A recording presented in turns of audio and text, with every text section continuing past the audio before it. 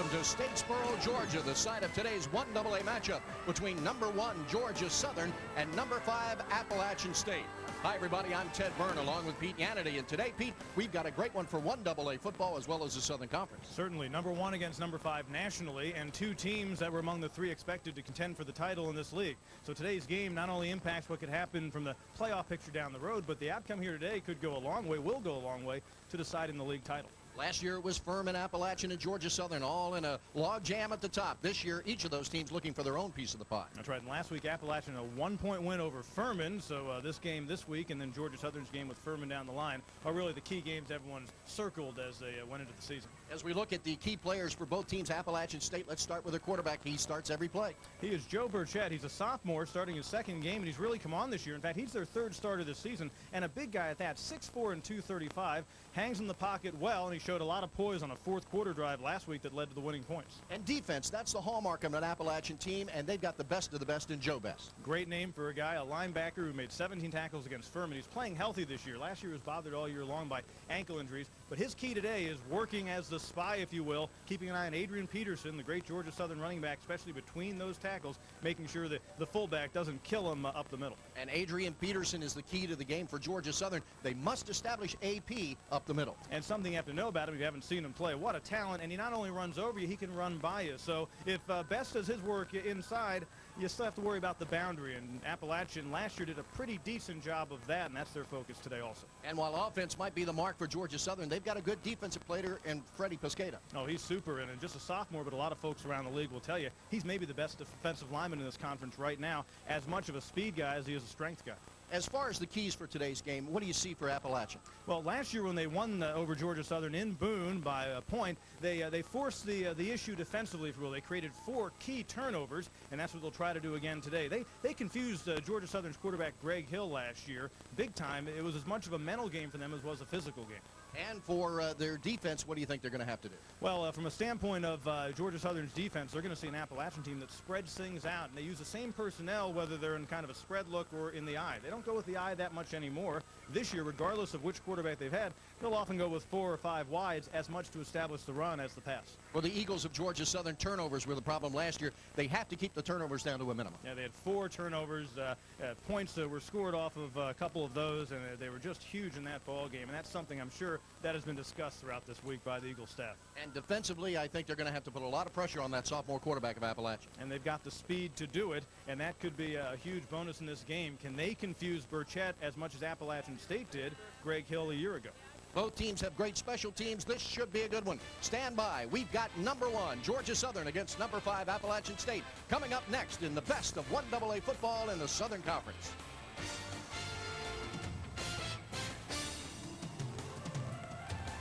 From its beginning in 1921, the Southern Conference has become a model for success. Today, the Southern Conference and its 12 member institutions are still nationally acclaimed as a Division I conference, which instills academic and athletic excellence into the lives of its student athletes. Countless All-Americans in a variety of sports have called and continue to call the Southern Conference home. In competition and in the classroom, the Southern Conference is viewed as both a pioneer and a trendsetter. Back we are at Allen E. Paulson Stadium. Both clubs have taken their sidelines and are out of the locker room. Captains have met in the center of the field. There you see Jerry Moore, the coach at Appalachian in his 12th season as the head coach at Appalachian State.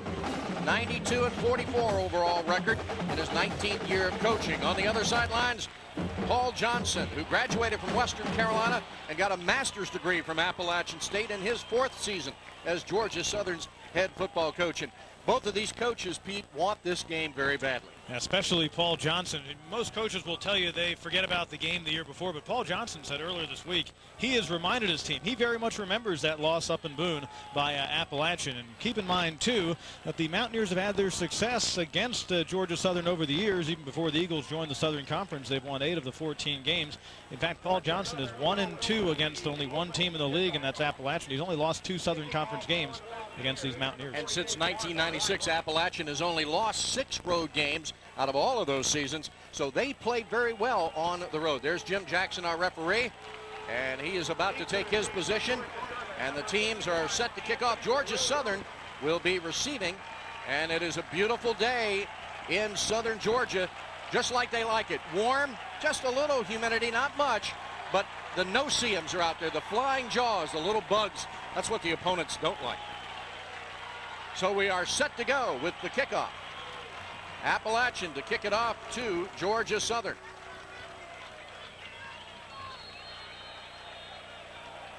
Georgia Southern, only one man back deep. Not a very deep kick, but it's caught at the 12, to the 25, all the way up to the 30. And there's a pile up on the ground. Somebody thought the ball popped loose, but it didn't. And again, this game going to be played with a lot of emotion, that's for sure. As was the case last year. Appalachian seems to turn it up a notch emotionally when they go at it with the Eagles, and last year's emotions will certainly be remembered today. Offensively for Georgia Southern, Charles Clark, who was a guard, got moved to center during the year. At center, Jim McCoy, Dietrich Everett, Michael Anderson, and Paul Collins, a true freshman, getting a start at right tackle. A key area for this team. They're still trying to develop that front. All right, here we go on offense. J.R. Revere at quarterback. And they'll head off right side. Looks like Adrian Peterson is going to get a late pitch and turn it up for a couple of yards. As we told you earlier, Peterson's the kind of guy that can beat you on the outside. A year ago, Appalachian did a nice job walking the safeties up, keeping the outside people at home, and really stuffed the run just a little bit for Georgia Southern. They're trying to do that again. For Appalachian, you got Jimmy Freeman, Jason Soule, Ryan Watson, and Josh Jeffries. Those are on the line. The linebackers, Justin Severance had a great game last week. Joe Best, we've talked about him, and Wesleyan Hunter. He's a guy that recovered a fumble last year against Georgia Southern. Second down for the Eagles of Georgia Southern. Looks like an audible being called at the line by J.R. Revere.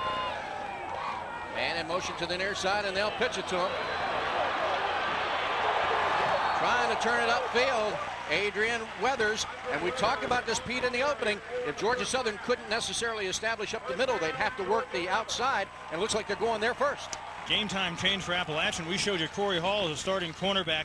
He actually has started the game at safety. They just changed that right when they came out. That's where he played last year, and you'll see him come across number 24, the best athlete on the field, the best defensive back in this league, and one of the best in the nation. He is at safety today because Appalachian plays a lot of man with their corners against the running team. They don't want to waste them out there. They want them in the middle of everything. Well, there's Appalachian absolutely smothering Adrian Peterson on a handoff. He lost about a yard on that play. Look for them to try to do that all day long, and Best and the other folks, although Appalachian had a fine defensive lineman, Jamie Lovern, go down with a season-ending knee injury just a couple of weeks ago, and that'll be a big part in the middle of trying to plug things up. His replacement is a guy named Ryan Watson, did okay last week against Furman. Jimmy Freeman, of course, leading tacklers on that play. Second down now and 11 for Georgia Southern. They'll split a man wide to the right, man in the slot on the right. Peterson, a lone runner in the backfield, and they won't pitch to him. J.R. Revere going to try to turn it upfield and gets to the 46 before he's brought down. So far, we've seen the secondary for Appalachian, the safeties in particular, laying back a little bit, almost playing the running game from a deep standpoint. But Remy Awolowo and Hall, they're on the move. Where that ball is going, they are flying to it. So it's going to be a third down and 6 for Georgia Southern. Sellout crowd here. They closed the parking lot early today for the reserve parking.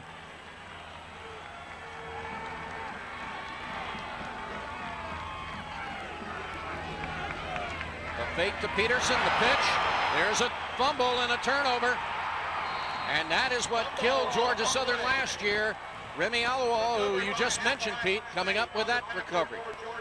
Looked like Awolowo got it that time. They decided to force the pressure, and once again they did. And Awolowo is the kind of guy, he almost plays like he is a linebacker. Look at Hall, number 24. They have him kind of playing center field that time. Awolowo comes up, really didn't hit anybody, but just kind of confused things enough, and there he was to pick up the ball. And that would have been a pitch that would have been better kept, and a loss by J.R. Revere, something he's learning in his first season as a starter. So here comes Appalachian on the attack with a two-back set.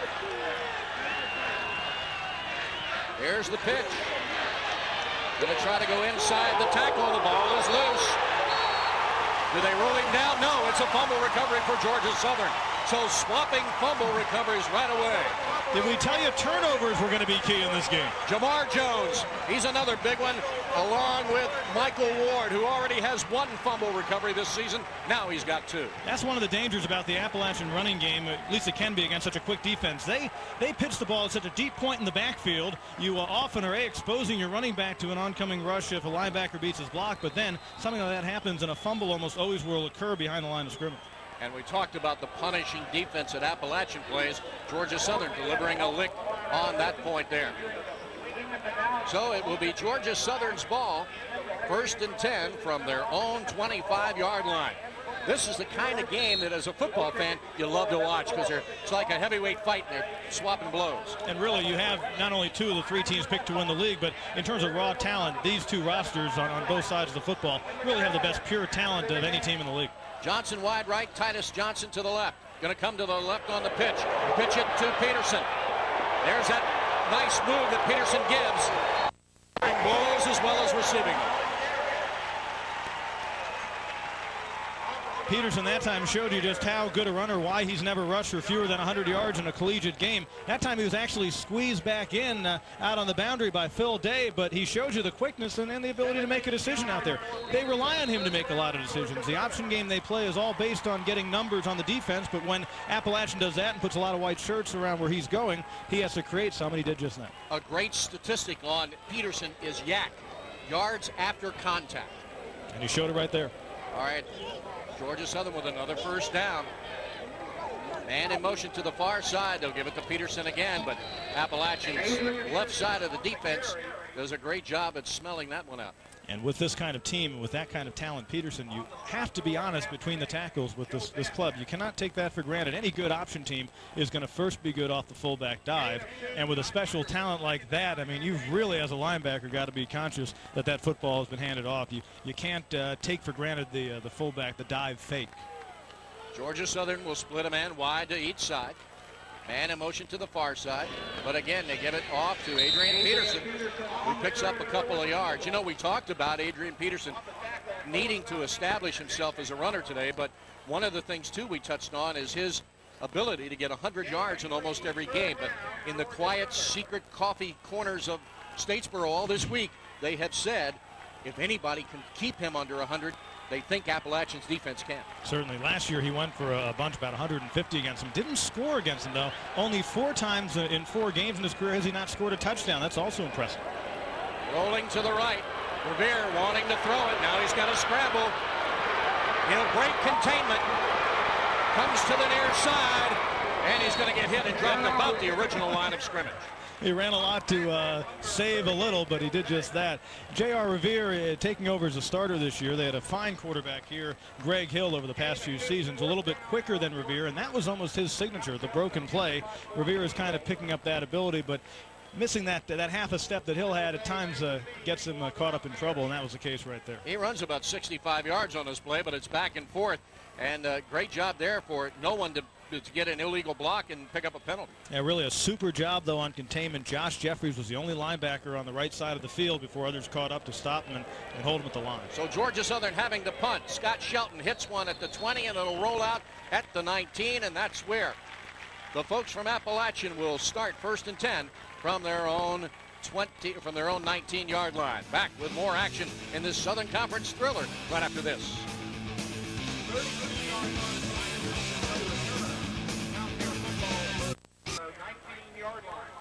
After a couple of exchanges, it is Appalachian's ball for the 2nd time. They fumbled on their first possession. They'll get it now on their own 19.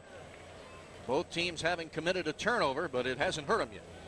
At this point, it's pretty much been a kind of game where we've seen Georgia Southern's offense try some things, especially on the corners against the Appalachian defense. And really now only the second play from scrimmage for the sophomore QB, Joe Perchette, in what is easily the toughest atmosphere he's played into this point in his career. They will hand it off deep in the backfield to Razak. who gets across the line of scrimmage and picks up about 3-4 yards on the play. Rizak's an interesting story. He began his college career at Wofford, never saw the field for the Terriers, decided to transfer after a brief time there, and then he moved up to Appalachian State, gained nearly 1,000 yards a year ago. On the line for Appalachian, Young at tackle, Brock at guard, Elkins at center, Patrick at guard, and Smith over in the right tackle position.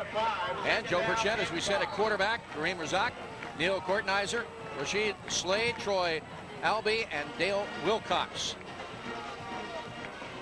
And it'll be second down for Appalachian State. They have yet to move the down marker yet. The officials have the game stopped for a moment. Must be a problem with the clock.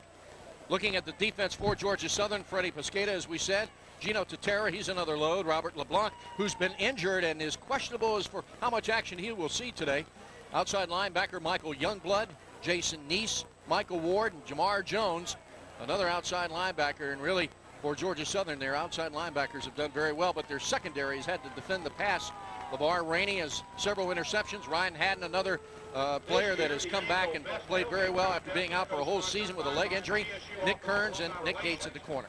For Appalachian on the offensive line, they also not only suffered a big loss to their defensive line when they lost Jamie Lovren a couple of weeks ago, but Brian Metz, one of their top-notch performers, is out for a few weeks on the right side. He was a big part at tackle, and we're anxious to see just what his replacement does today. Wayne Smith, who is a junior, but Metz is going to be missed by that offensive front. Well, the officials are talking to both clubs now as to whatever the holdup might be. Now they'll wind the clock. Jim Jackson, the referee, says let's get started.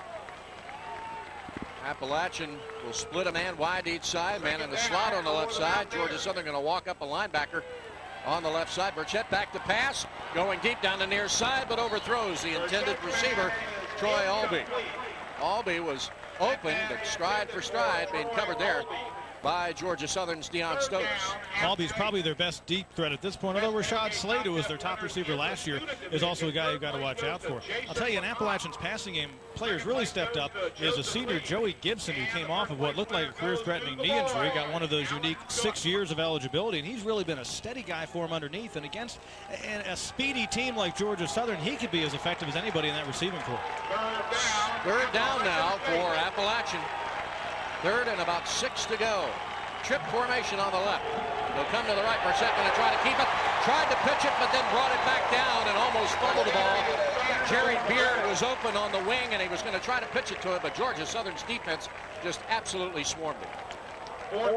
As we noted earlier, Burchett is the third starting quarterback they've used this season. Daniel Jeremiah, possibly their best option guy, started in their opener against Wake, got hurt, and really hasn't played much since. That was not necessarily Burchett's forte, at least at this point in his career, when to wait and when to pitch, and that time we kind of saw that exposed. And that was Jamar Jones who really had him hemmed up. So now it will be Appalachian to punt the ball away. McKinney gets the snap.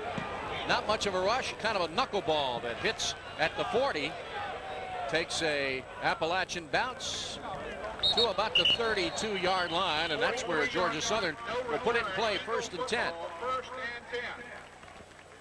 McKinney, of course, is the top punter in the Southern Conference and one of the best in 1AA football. And he comes from a long line of fine punters they've had at Appalachian State over the years. Mark Royals is among them, and many others who have gotten their shot in the pros. Paul Johnson pacing the sidelines as he does.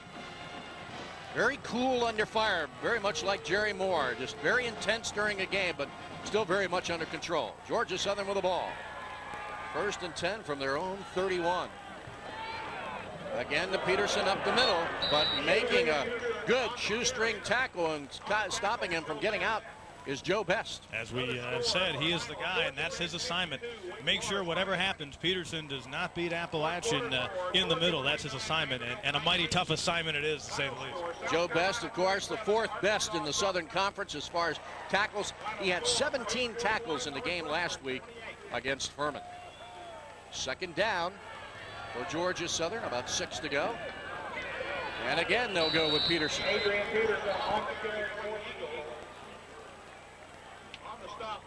They are doing a good job of keying on him. But they will, Georgia Southern will try to establish him first and foremost. I'll tell you a guy to watch out for, and we saw him on the opening series, Andre Weathers. He's a slot back for him, and boy, what a speedy talent he can be, and they'll run him around on an option after they fake the dive to Peterson, and keep an eye on him. He's number 13 throughout the game. He's at the top of the line right now, moving in motion. Again, they'll hand it off to Peterson, trying to crack the right side. But in on that tackle for Appalachian was Josh Jeffries, making the hit on Peterson. Not much yardage there. So here it is, 4th and short yards for Georgia Southern with a ball at the 41-yard line. So if you're Paul Johnson, you've got a little bit of riverboat gambler in you. What kind of a call do you make here? I've got to think if you've got a high-powered offense and you got a guy who can run over people, why not? And it appears that coming up to the line of scrimmage. Apparently, Appalachian may have had too many men on the field. Caught in between that return mode and also defending the 4th down mode possibly. So a penalty is going to be assessed against Appalachian here. And assuming they were going to line up and actually go for it, not just stand there and try to draw Appalachian off sides. Really not a bad move at this point. Constitution infraction against the defense. They had 12 men on the field, and the snap was imminent. 5 yards. The length of the penalty results in the first down. This rule received a great deal of scrutiny, especially after last year, because some teams were pushing the envelope a little bit by huddling up and then waiting and then finally running somebody off. And especially on the offensive side of the ball, it really wasn't meant in the spirit of the defensive side. We saw it right there. They will hand it to Peterson. He stumbles forward, and of course the penalty gave a first down for Georgia Southern. One of the things that's made Paul Johnson so successful is he's not afraid to try some things and shift gears here and there, and that potential 4th down call here in the first quarter was a sign of that. Why not? You've got a high-powered offense, the best running back in the country, at least at this level. You give it a try on your home field with plenty of firepower. 2nd down for Georgia Southern. Still in their own territory. Fake to Peterson. Revere being hemmed in there, while the folks from Appalachian playing assignment defense there. That was just a line of following your assignments. Beautiful work here. Just watch down the left side from our perspective.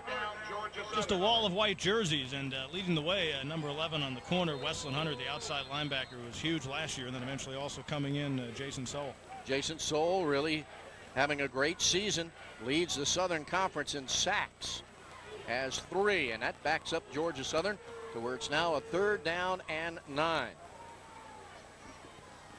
So 3rd and 9 for the Eagles. Jerry Moore making a point with the side judge.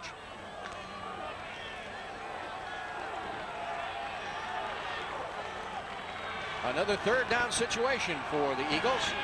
Revere on the quarterback draw.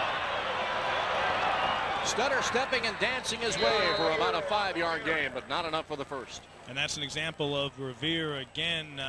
Greg Hill created a lot of things. Revere has the ability to do just that, and he's a scary player because off of a broken play or off of a situation where the pass coverage is so good, a guy like that can really burn you. But against such a quick defense, it's tough. That might have gone for better yards against some other teams in this league, but not necessarily against Appalachian. So it's 4th down with the ball on the Appalachian 48. The Eagles will split a man wide to each side. Man in motion.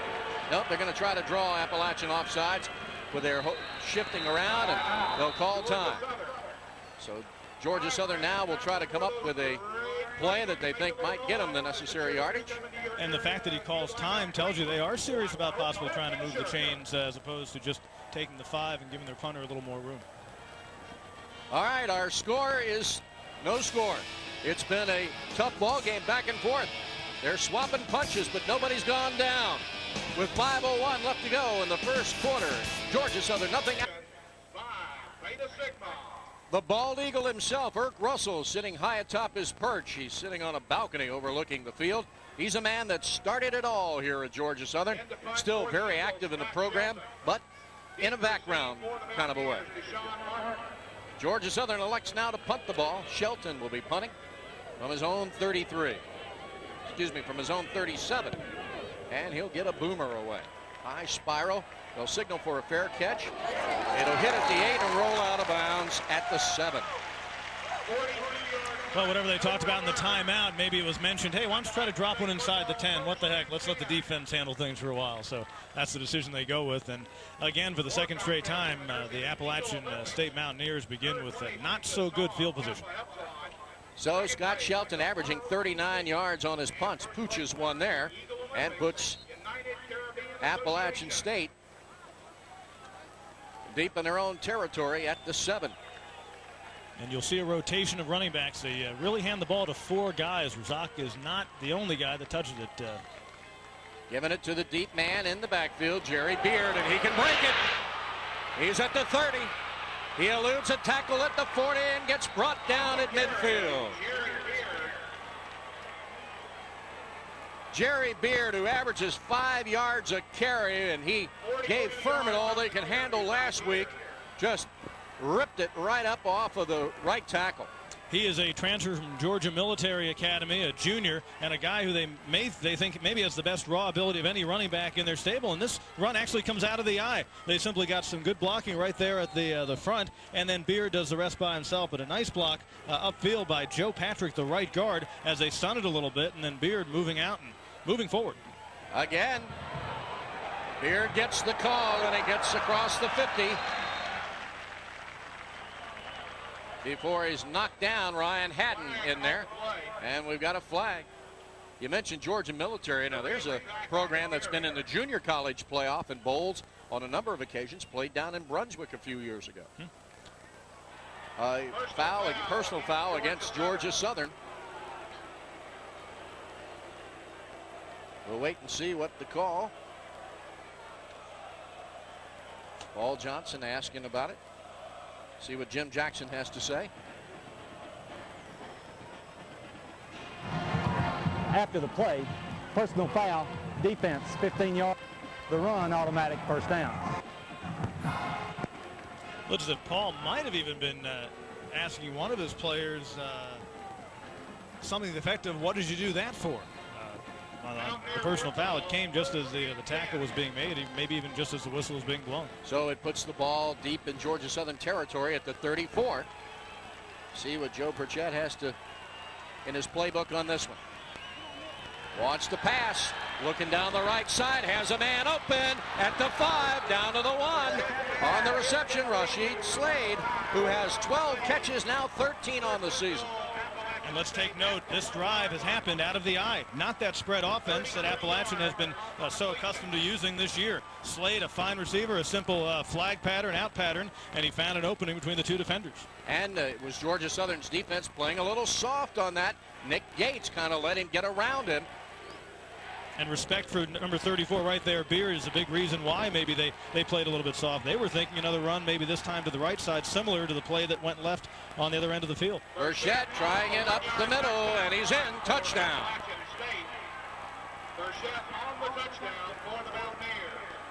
Joe Burchett right up the middle.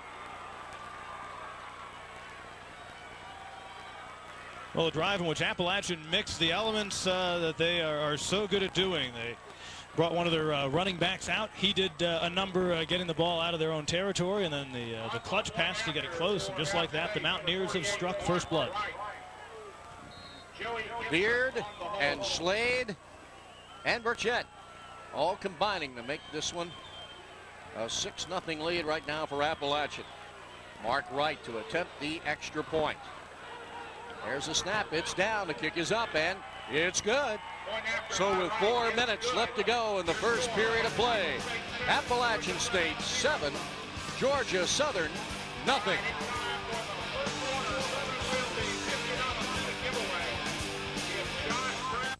Here at Paulson Stadium, a guesstimate of about 20,000 on hand. Eric Rockhold set to kick it off for Appalachian following their drive. The 1-yard plunge by quarterback Burchett, and the point after touchdown is put App in front, 7-0. From the 7, Georgia Southern takes the kickoff and returns it to the 26 or 27-yard line. Appalachian confusing things a little bit with the offensive set. Nothing that Georgia Southern wasn't expecting. They knew that the Mountaineers would go into the eye at certain points, but again, that was not their mode of operation a week ago against Furman, or for that matter, for most of this season. 4 plays, 93 yards in 53 seconds. Not a bad day at the office. Scary indeed, because out of the conventional set, boom, they strike like lightning. That's something you expect them to do out of a wide open attack. All right, let's see what Georgia Southern puts together here. J.R. Revere under center, takes a snap, fakes to Peterson, comes to the outside, makes a good maneuver, gets across the 45 to the 44. Boy, Corey Hall was on the verge of knocking Revere down, and someone just clipped him, but that's the guy that they're going to use maybe to the right and maybe a Wallowo to the left. Hall is a big guy. He's number 24 in the secondary. Revere that time saw him coming and has to wonder how he didn't get hit, but somehow he missed and got positive yards out of it. Revere, much like his predecessor, Greg Hill, has a way of kind of turning sideways and making you miss. Making himself invisible at times. Georgia Southern with a man split wide to the right. They'll go to the right with a handoff to Peterson. It gets plugged up outside, so he cuts it back inside to the 40.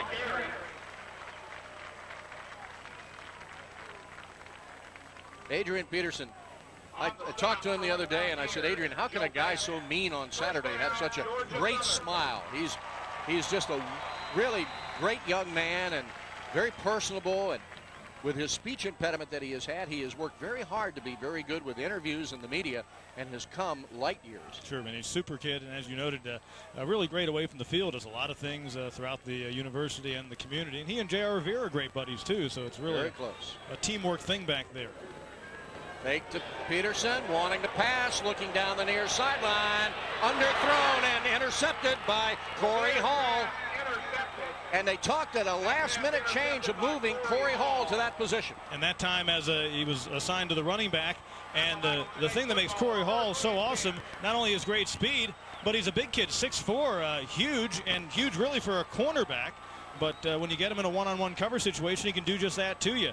Underthrow it, especially throwing to a smaller running back, and you're going to get beaten that way. Now, Revere has a tendency to maybe stay in the pocket a little bit better, step up in the pocket better than the quarterback they had here last year, but that time simply underthrown and underthrowing it to the wrong defender. Trying to hit Myers, but it was underthrown, and Corey Hall comes up with his second interception of the year. So, back on offense goes Appalachian State. Man in motion, they're going to hand it to him. This is a play they used to their advantage last week. Albee going to take it around the left side, gets up across the 35 to about the 37 before he's brought down.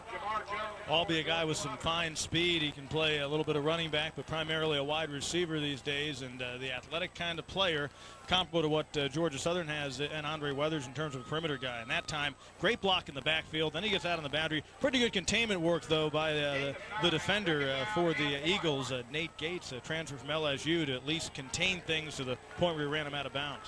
And a good job of spreading the field out, and good timing on that play by Appalachian.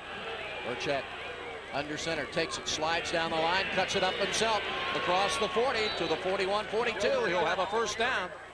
One of the advantages of having a quarterback who's 6'4" is when you need just a few yards for a first down, as was the case there. Just get him near the line of scrimmage, and if he falls forward in the right way, he'll get you the yards you need. But the big guy is tough to take down, and he gets a few more on his own. A little over pursuit by Robert LeBlanc there gave him that crease to cut back up in. So it is a first down for Appalachian State from their own 41-yard line. A deep handoff to Beard. He breaks it again. He's up to midfield. Very similar to a run he had earlier. And he likes to put pads on pads. Razak is more of an elusive guy, but Beard's the kind of guy that likes to pop people, doesn't mind taking the pops himself. And a great example of it there is he bounces out near another first down. Gino Tatera feeling the sting of the pop by Mr. Beard.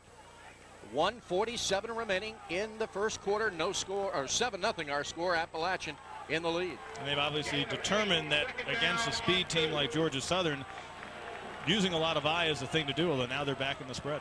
Got that one back set there. Faking the handoff, play action, looking over the middle.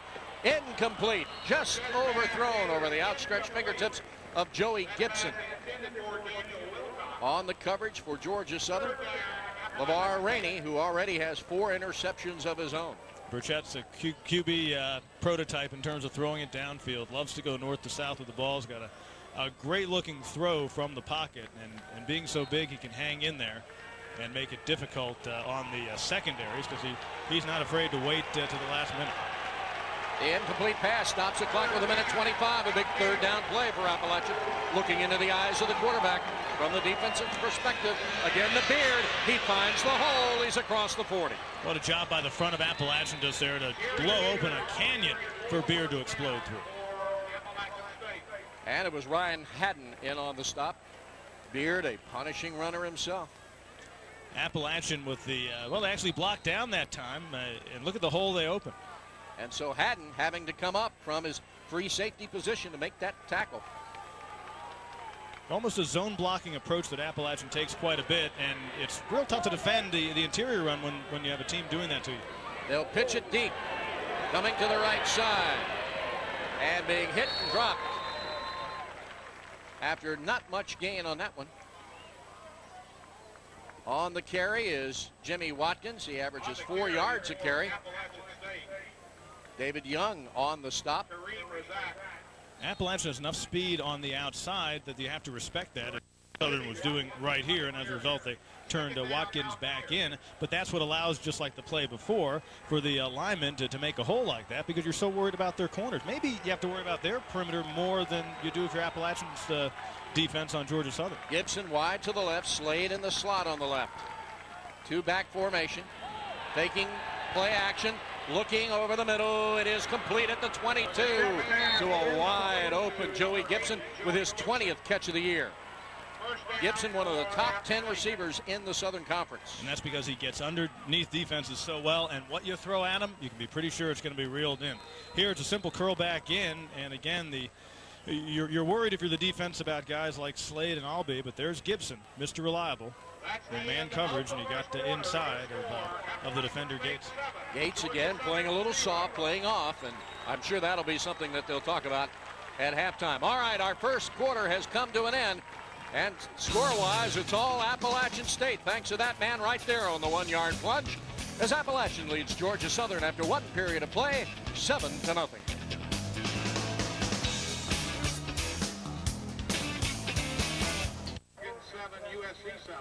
One quarter in the books. It's a 7-0 Appalachian State lead over Georgia Southern as we get ready to start the second quarter. Again, they seat you on the grass here at Paulson when the stadium gets filled. Folks actually have reserved seats in the stands, but they like to sit on the grass. Beautiful atmosphere for a game. What a beautiful day we have. Just the blue sky and perfect October weather. It'll be Appalachian's ball, 1st and 10. From the Georgia Southern 22. Man in motion to the near side. Now he'll stop at the end. On the delayed handoff to running back. Gets inside the 20. Watkins on the carry. On the carry, number 32, Jimmy Watkins. Picks up a couple of yards on the play. Georgia Southern is 3rd best in the league against the run. They're the top defensive team overall, so the fact that Appalachian moved down the field in its first quarter scoring drive in 53 seconds on them and now has moved well really says something for what the Mountaineers are doing offensively. But in that first quarter, some impressive numbers racked up so far by the Appalachian offense. Albee wide to the right, Slade wide left. Single back in the backfield, dropping back to pass. Burchett looking, he's going to get pressured. He's held down by one leg and then finally dropped. And Freddie Pesqueda said, "You aren't going anywhere, buddy. I'm hanging on to you." It's like he was climbing a tree right there, starting down at the trunk and moving on up.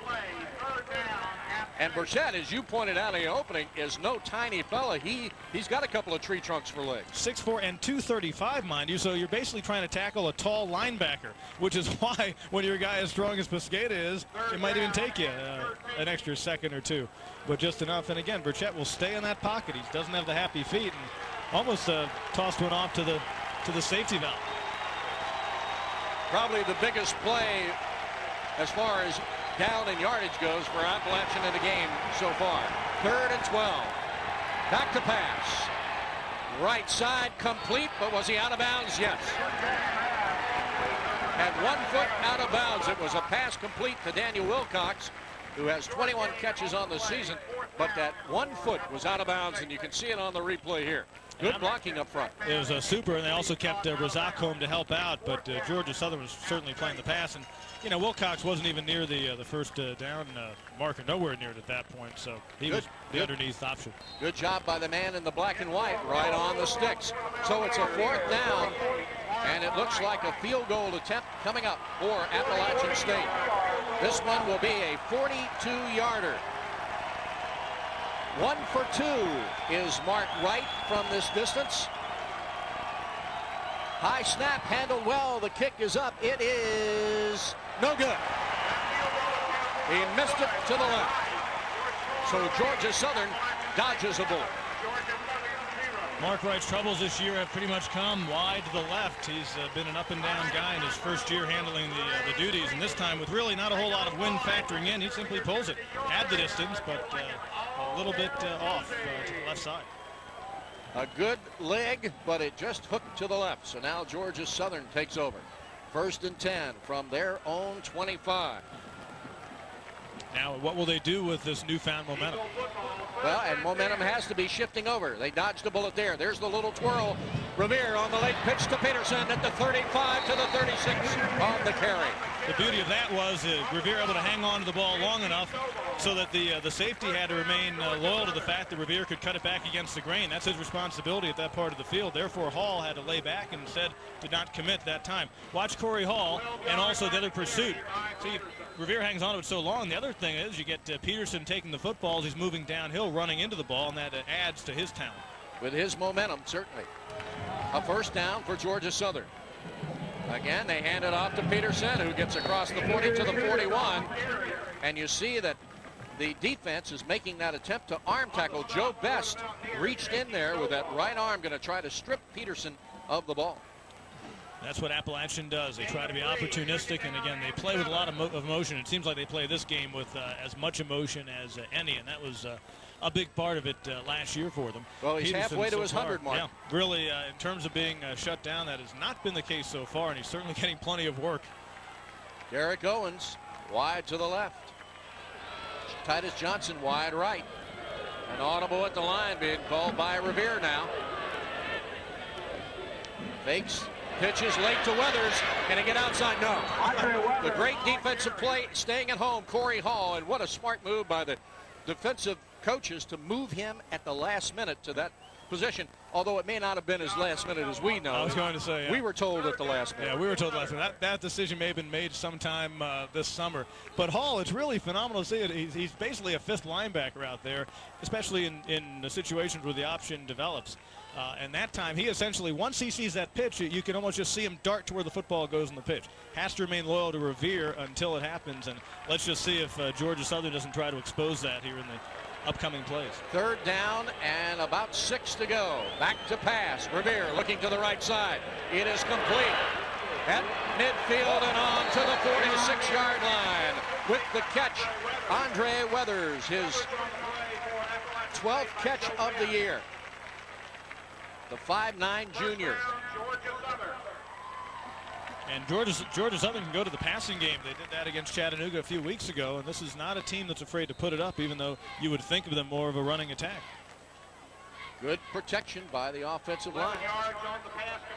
And as a slot back, you can find that area underneath the defense where they're watching more as the wide receivers go downfield. Revere sees it plugged to the right side, tries to go back the other way, and gets knocked down at the 50. He will lose about 3 yards on the play. Appalachian is very steady linebacking play, and if you have even the slightest hesitation near the line of scrimmage, they will expose you. That group of Severns and Bess and Hunter, really an experienced bunch and a very quick bunch. Well, Georgia Southern has been a big play kind of an offense all year long.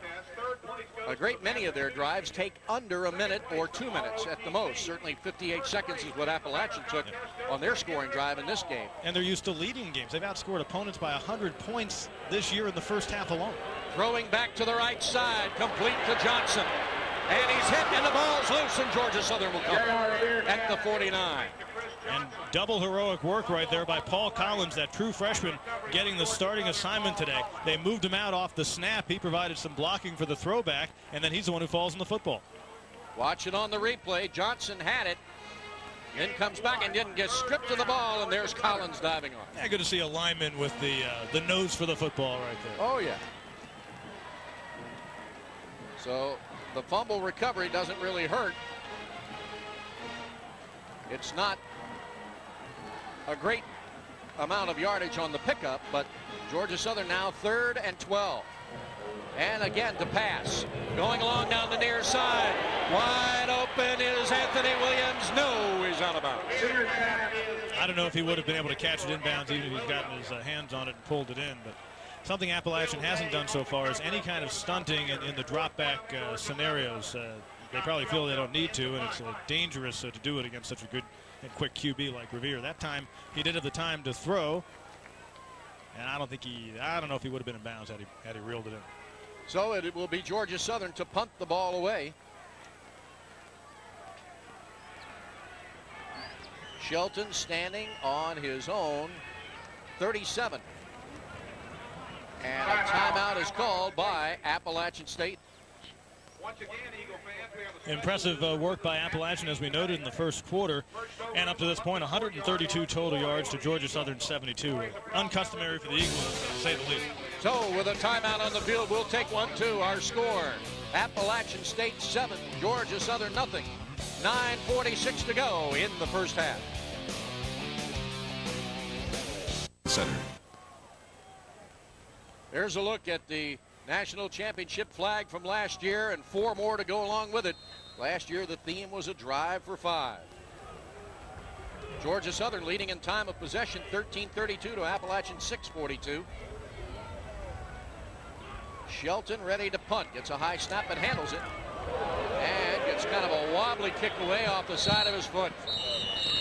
Shelton, who's been averaging 39 yards a punt, will have his average hurt by that one. Looks like he was trying for the old coffin corner, but caught it a little bit too far to the right side. And that time of possession shows you, and especially teams that use a spread offense, not that Appalachian's really gone with that too much today, but in this day and age, unless you're an option team, you really aren't worried too much about time of possession. You know, you're worried about moving the football and moving the chains, getting the points, but you will find some of your more successful teams these days are outnumbered in time of possession. Well, if it doesn't take you long to score, you don't have to have the ball very long. 9:40 to go in the first half. You worry about you don't worry about time possession. You worry about your defense's conditioning. Exactly. The handoff deep in the backfield and rolled up and knocked down at the 37. Tatera on the tackle, and Beard, who had some wide open holes on a couple of plays earlier, really didn't go much of anywhere there. gain of 2 by Beard. Second down. Good pursuit by the defensive front that time by Georgia Southern. They probably were just talked about some of those holes that Appalachian was providing on that last series and earlier. Jamar Jones came up from the outside linebacking slot right there. Second down, a pickup of about 2 on the play. They want to pass right side. It is complete at the 45. Pass is complete to number 2, Troy. And it should be enough for a first down for Appalachian. For a first down for Appalachian State.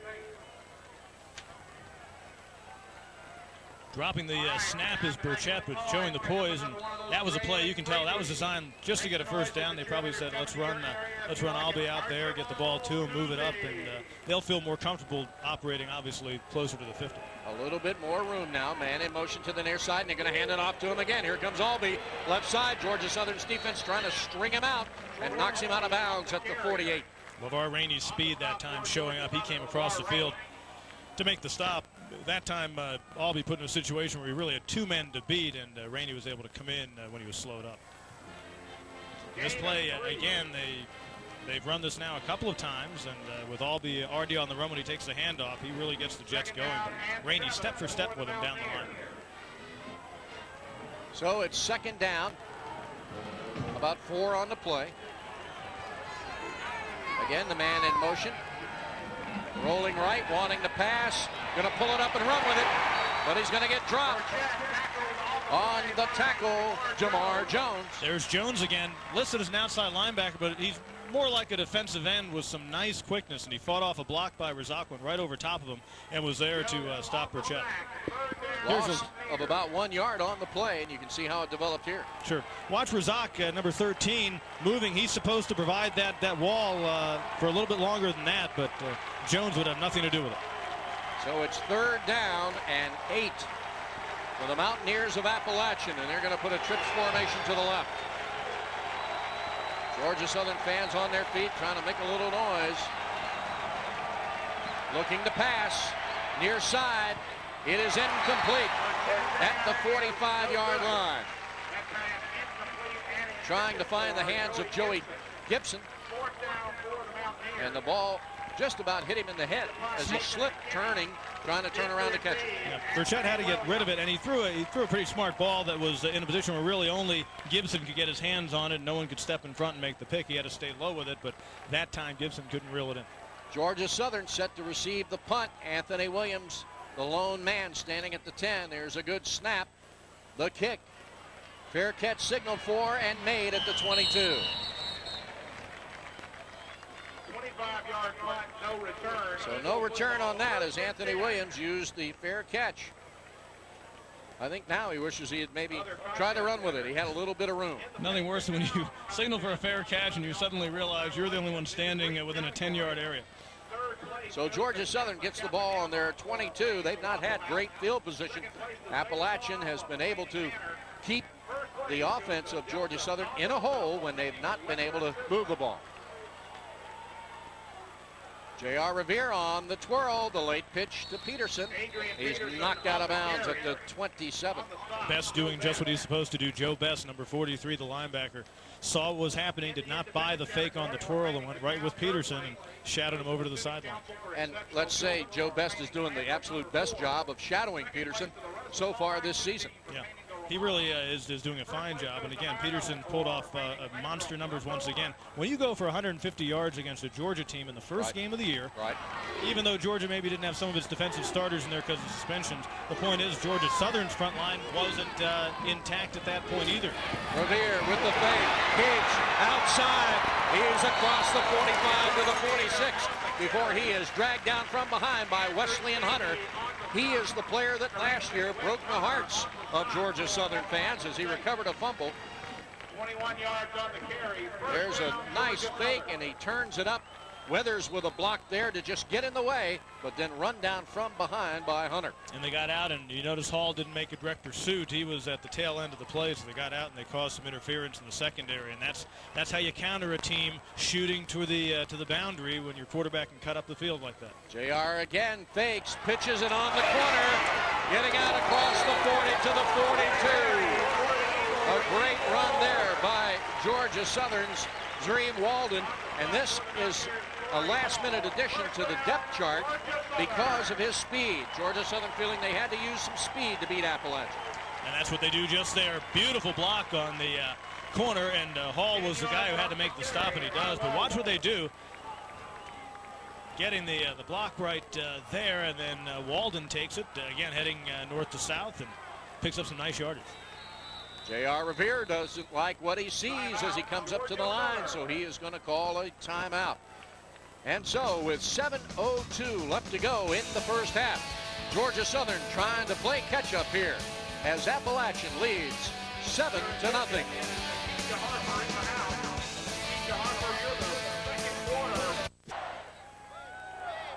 It's a homecoming crowd at Alan E. Paulson Stadium, and it is a election year. Yeah. Some folks have that on their mind, even though it's homecoming. Two different campaigns in the mind, that of the Eagles for their fans and others elsewhere. Wide open, Chris Johnson at the 5. He'll stumble in the end zone. Touchdown. Lightning strikes back.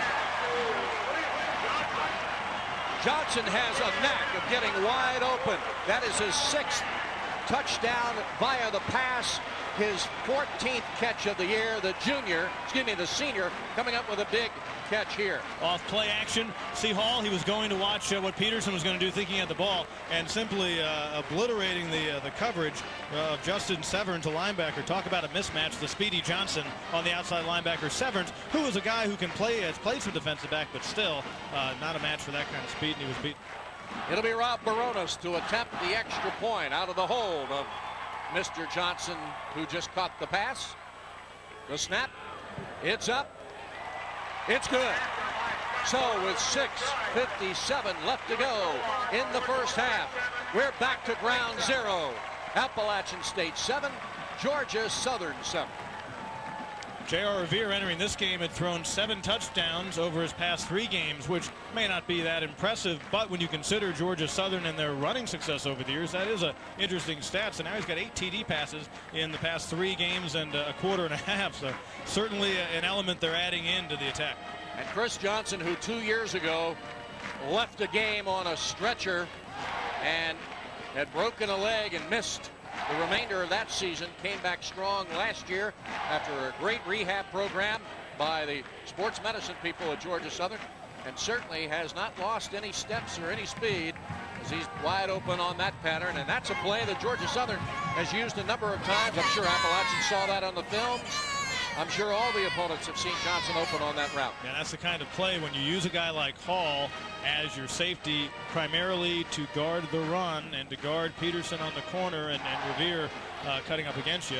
That's where you can expose the defense and the passing game. We're in the thick of football season, but basketball practice for NCAA teams began last night. Yep. At halftime, we'll talk a little bit about the Southern Conference basketball tournament coming up, and we'll also talk with the athletic director of Georgia Southern, Sam Baker, as he talks about a new facility that's being built on Georgia Southern's campus. The kickoff will go to the 6, to the 10, and nailed down at the 17-yard line. Well, Georgia Southern has done just what we thought they might after that missed field goal attempt by Appalachian State. Looked like the Mountaineers might go up by 2 scores. They could not convert any points, and right back come the Eagles to get the game even and get this crowd back into it. So the homecoming crowd is on their feet and very much alive into this game now. With 6:47 left to go in the first half, Jerry Moore saying, all right, guys, let's go back and get it. Burchett looking over a 6-man front, fumbles the football. Did the blue shirts fall on it? Yes.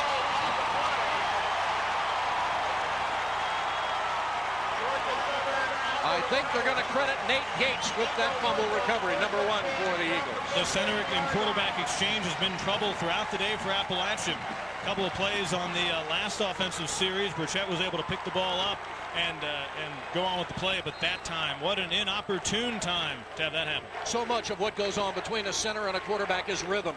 When you're translating that into the usage of 3 different quarterbacks and different centers, sometimes that rhythm gets broken. It really can, and that's a great example of it right there. Georgia Southern back on offense, man in motion. Fake to Peterson. Revere trying to keep it, but he can't get outside. Great backside pursuit by Joe Best. And that time with Hall to guard his backside, if you will, Best able to shoot up and now put some pressure on Revere, and that may be the philosophy since on the previous series Georgia Southern started to use Revere to go back against the green. You can stuff that Best with the closest man to pursuit, and that would be Best in that situation. We knew this was going to be a great ball game, and we're knotted up at 7-7. It's like we haven't taken a snap. Georgia Southern with the ball, seeing if they can capitalize now on a fumble recovery with the ball sitting at the 15-yard line. Johnson wide to the left. They give it to Peterson. He goes off left tackle, still fighting his way to the 10 and then knocked back. Wes Hunter held on for dear life that time to pull Peterson back to the pack. And Appalachian's defense, of course, no slouch. While Georgia Southern leads in most of the league's categories, Appalachian is second in the 3 key statistics against the run, against the pass, and total defense. And again, those linebackers, Hunter and Best and Severns, as we've noted, a big part of that, along with Hall and Awolowo in the secondary. And Hunter, as we said, very key in last year's win up in Boone. 3rd down for Georgia Southern. Fake to Peterson. Pump. And he's not going to get the pass off. He's going to get hit and dropped. On the tackle, John Menino stepping up that time, and talk about making some big plays with your backs to the wall. That's just what Appalachian's defense has done. They stuff Revere here, and even with the man in motion and 2 running backs into block for him, off the backside comes Menino. So some super coverage downfield and some pressure also applied that time up the middle by Best. So it will be an attempted field goal. This one to be attempted by Rob Baronis. It'll be a 30-yard attempt. The officials called time for a moment. See what the call is. Nope. Now they're ready. Baronas on the field goal. Baronas from the 30-yard attempt. The ball will be spotted at the 20 by Chris Johnson. A good snap. The kick is up. It is good! With 4:41 left to go in the first half, Georgia Southern has eked ahead of the Mountaineers of Appalachian by a score of 10-7. They at least get points out of their drive down close. So Appalachian forced to come back and respond. And keep in mind, that man, Paul Johnson, this is his 50th game as the head coach of Georgia Southern. When his teams have led at the half, for that matter, at the end of the third quarter, he has not lost. He's only lost 7 games in his 2.5 seasons. He split the uprights with that one. And right down the middle. The wind really not much of a factor at all. If anything, maybe slightly to the back of the kicker that time, but really not a factor today.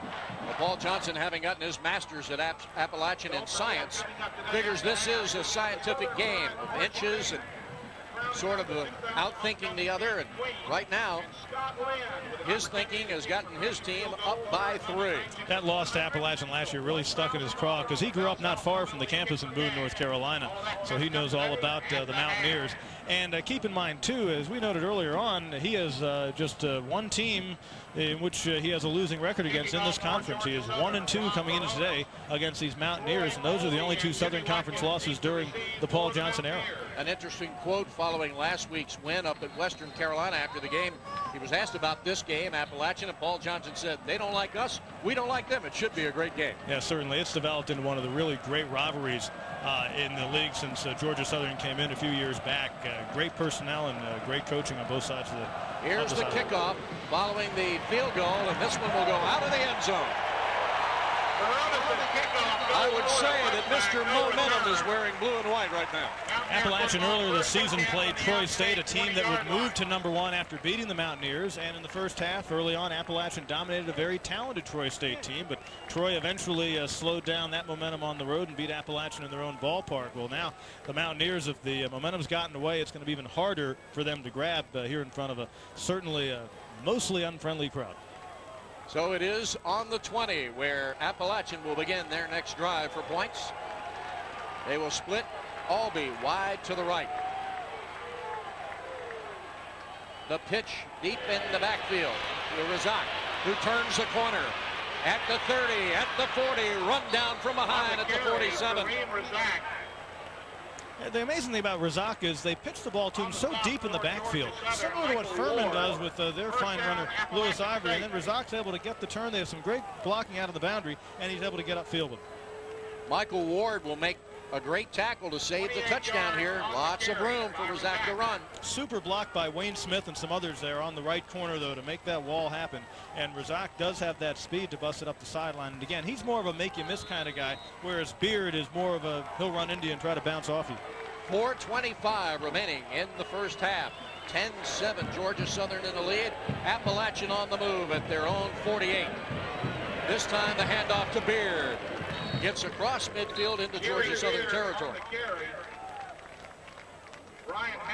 I know they go with a lot of one-back sets, but I'm almost surprised with 2 running backs that are both fast and yet at the same time uniquely different, why they might even give you a pro set or a veer look every so often, because that time again, you're worried about a guy like Beard in the corner, but also powering up the middle on you. Michael Ward doing a good job there to fight off that block and make that tackle. 2nd down and 6 for Appalachian, this time out of the shotgun. And whistles as soon as the ball is snapped. Flag on the play. Stopping the clock with 3:39 to go. See what Jim Jackson calls. Before the play, false start offense, 5 yards previous spot, still first down. Someone on the offensive line for the Mountaineers moved, and that'll back them up 5. And note they went into the shotgun, having been under center quite a bit up to this point in the game. And that's the effect they have. That center quarterback exchange, though, obviously a point of conversation when they went back to the sideline last time. And you wonder if going to the shotgun maybe has a little bit of something to do. That has something to do with that. Last week, the shotgun was used very effectively against Furman by Appalachian. I'm sure they're going to try to go to it a little bit more as the game goes on, as they do it on this play as well. Looking over the middle, it is complete at the 48-yard line to Kareem Razak. That's another big catch for him, gives him 20 on the season. Not enough for a first down, but a pickup of 5 on the floor. Clock running, just at 3 minutes to go in the first half. Third down, and now they really looks like 6 yards to go. 3rd and 6. Again, out of the shotgun. Georgia Southern showing a 5-man front. They'll let it go to the near side. It is complete at the 40 to the 39. Gibson making the catch. Georgia Southern making the tackle was Deion Stokes. What a valuable receiver Gibson is in that kind of situation. Just slanting in, getting to the first down marker, and you can zip the ball right in there on him. Nothing fancy about that. Nope. One hitch step at the line of scrimmage and go to a point. And it's basically throw to a point, go to a point. Put yourself between the ball and the defender and make the catch. Again, out of the shotgun. They've got 4 receivers to the right side. Again, going to let it go to the left side. Complete at the 30. Out of bounds at the 21. Razak again with the catch. And he was on the move from the far right side and came a drag pattern right across the middle of the field. They moved everyone out and they isolated Razak on the free safety Ryan Haddon, and he was able to sneak past him, has that quick step, and simply outran him when he got the football and was several steps ahead of him. So Appalachian moving at will down the field against Georgia Southern. The ball resting on the GSU 21-yard line. It's 1st and 10 for the Mountaineers of Appalachian, who trail 10-7 with 2:17 to go in the ball game in the first half. Bichette back to pass. He's thinking about running. Now he waits till a man gets open. Intercepted Georgia Southern. David Young with his 2nd interception of the year. Intercepted by number 18. And what has to, the coaches upstairs for Appalachian who could see that play developing must be cringing, because it looks like, and we'll watch it here, that Burchett had some room to at least move it downfield just on his own, maybe get a few yards. Chances are if he takes off right there, he would have gotten a few steps past the oncoming linebacker, Jason Neese, but instead a nice athletic move by the defender to step in front of the ball, and David Young, a big pick. That interception very reminiscent to one that was made last week against Furman that ended Furman's last drive in the 4th quarter. So the shoe on the other foot now. Georgia Southern starting deep in their own territory. The handoff to Peterson. He wiggles his way to the 10. So twice now deep in Georgia Southern territory, not necessarily into the red zone too far, but Appalachian coming away with no points. And again, Georgia Southern getting a field goal after recovering a fumble. So in this battle of who can capitalize on a mistake, Georgia Southern leads that battle 1-0. Jerry Moore talking to his coaches, trying to compress that defense a little bit. Again, right up the middle they go. J.R. Revere faking the handoff and keeping it up the middle. He had one of those holes reminiscent to the one Beard had. Super seam blocking that time. Hunter was in line to come in and make the tackle, but they were able to seal him off, and that enabled Revere to cut up against the grain. The exciting thing about the option is the quarterback, so many different things can happen in about a second and a half from the time he takes the snap of the football. And that's what's so neat about watching an option work when it works well. 1:18 to go in the first half. Handing it off straight up the middle. A tough fight for about 3 or 4 yards. Adrian Peterson on the carry as he gets to the 20-yard line. Gain of 3 by Peterson. And Peterson, a while back when we checked the stats, was at 12 carries, 55 yards. He's moved up on those numbers. A week ago, Appalachian shut down the league's leading rusher, Lewis Ivory, who was averaging a phenomenal number, well above 150 yards a game. They held him to just 58. Up to 73 yards now on 16 carries. And Jerry Moore will tell you it's 2 different ball games, though, stopping a guy like Ivory, who takes a pitch off of a deep in the backfield situation, as opposed to Peterson, who's a fullback and takes the handoff closer to the line. They'll put a man in motion to the near side, but they'll hand it off to Peterson, and he's still on his feet, dragging people with him across to the 27. What an effort. A And those yards after carry so important in the way that Adrian Peterson gets the job done. It isn't up for a Georgia Southern first down. It'll move the chains. First down, Georgia Southern. And the clock running under 30 seconds. Bit of a trap play, and as a result, they just got enough of the defender to get Peterson to step past him, and then he gets several more yards on his own. Dragging people with him. Georgia Southern will split a man wide to each side. Back to pass. Revere, backside pressure. He's hit and the ball comes out. Pass is incomplete. They say he was in the act of passing. On the play by Josh Jeffries. He got a little spinal tap on that one. Josh Jeffries was the guy who was sealed off on the previous play, so he was hungry. He wanted something that time, and boy, he comes with a flourish from the blind side and just about took him down and caused what would have been a fumble, but as you can see, the arm was moving forward. Boy, Jeffrey is a big guy to have hit you like that at full speed, 6'2" and 265. Revere, outfielder with a baseball team, probably feels like he ran into the center field wall making a catch. Again, they hand it off to Peterson. He picks his holes up to the 36-yard line before he's brought down, and the clock will expire on that play. So we played a half in this 1AA matchup, and Georgia Southern leads Appalachian State 10-7 here at halftime. Any surprises here in the first half?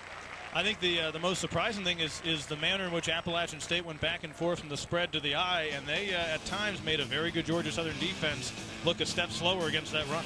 We have some interviews coming up at halftime. We invite you to stay with us. Georgia Southern 10, Appalachian State 7. We're at halftime. The goal line for Appalachian. Ready to receive the second half kickoff. Georgia Southern looking into the sun. It'll hit at the 17, be picked up at the 10, to the 20, to the 25, hit and dropped at the 31. On the return from the 7. Hold the football now has to be the theme for the Mountaineers, who really one bad exchange between the center and the quarterback away from this game being a tie ball game. That time, Albay, picks it up on the bounce, takes the knuckleball, watches this play unfolds. He sees the holes, he cuts back against the grain. For a moment, though, that ball gets exposed, and right there as they try to strip it, it could have been a dangerous situation. And that would really have shifted the momentum to the color of blue and white on that one. All right, it's Appalachian with the ball from their own 30. They'll pitch it deep to Razak, trying to turn the corner. Georgia Southern's defense trying to string him up, but he's going to pick up 9. Good work on the lead blocking that time. Neil Kornatzer, a fullback who really hasn't touched the ball a whole lot this season, got out and got some positive yardage for Kareem Razak by getting into his man. And so it is a second down and 2 to go for Appalachian. Second down and 2. Both coaches, both Jerry Moore and Paul Johnson, excellent at making halftime adjustments. And in the game of college football, that's so important. And note Beard and Razak on the field at the same time in the eye. They're going to hand it off up the middle to Beard. He tries the right side. He gets right to the first down marker and gets bounced backwards. See what sort of a spot they give him. Nope, no first down. The ball straddling the 40.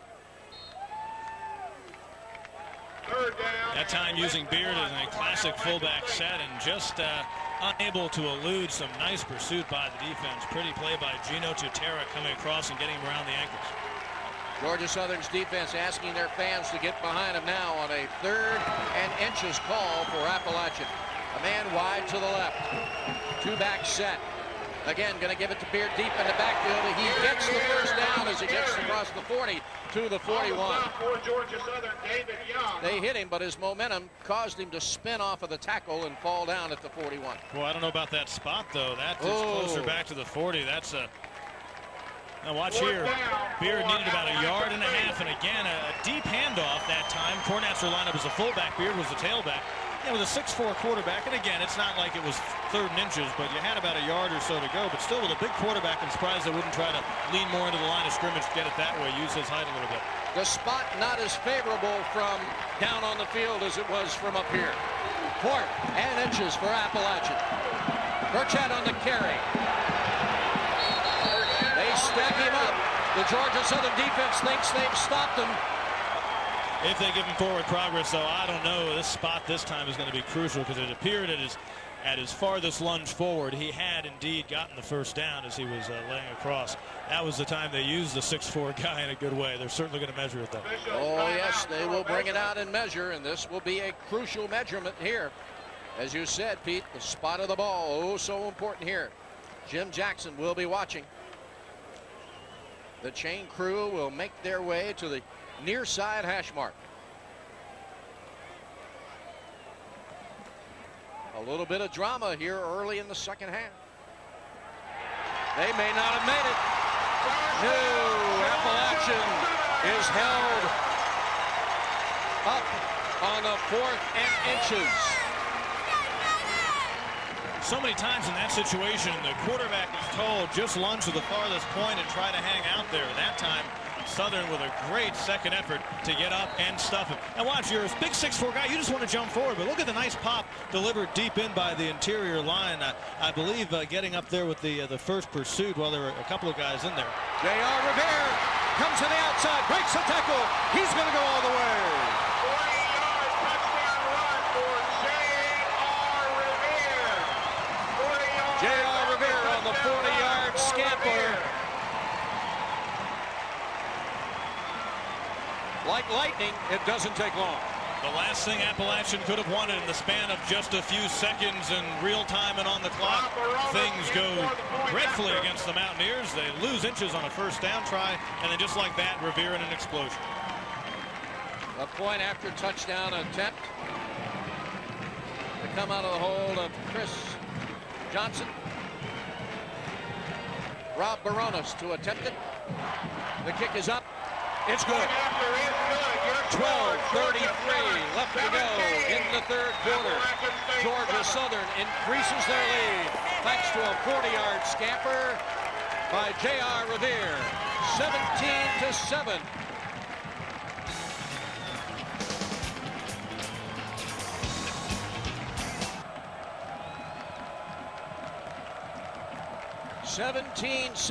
As Georgia Southern strikes 40 yards on one play and it takes up 9 seconds.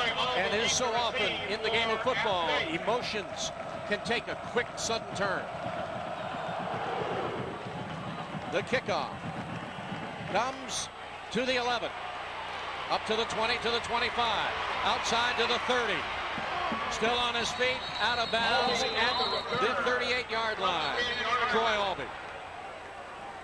Albee that time contained to the outside, but he did bust some good yards that time. Georgia Southern's offense knows what it has to do against Appalachian. When you face a quick defense like the Mountaineers have, misdirection can be a key. Deception, keeping them off balance, making them look either way. As for the kickoff return, Albee an explosive guy. First he looks like he's going to go behind the wedge, then he improvises and cuts outside.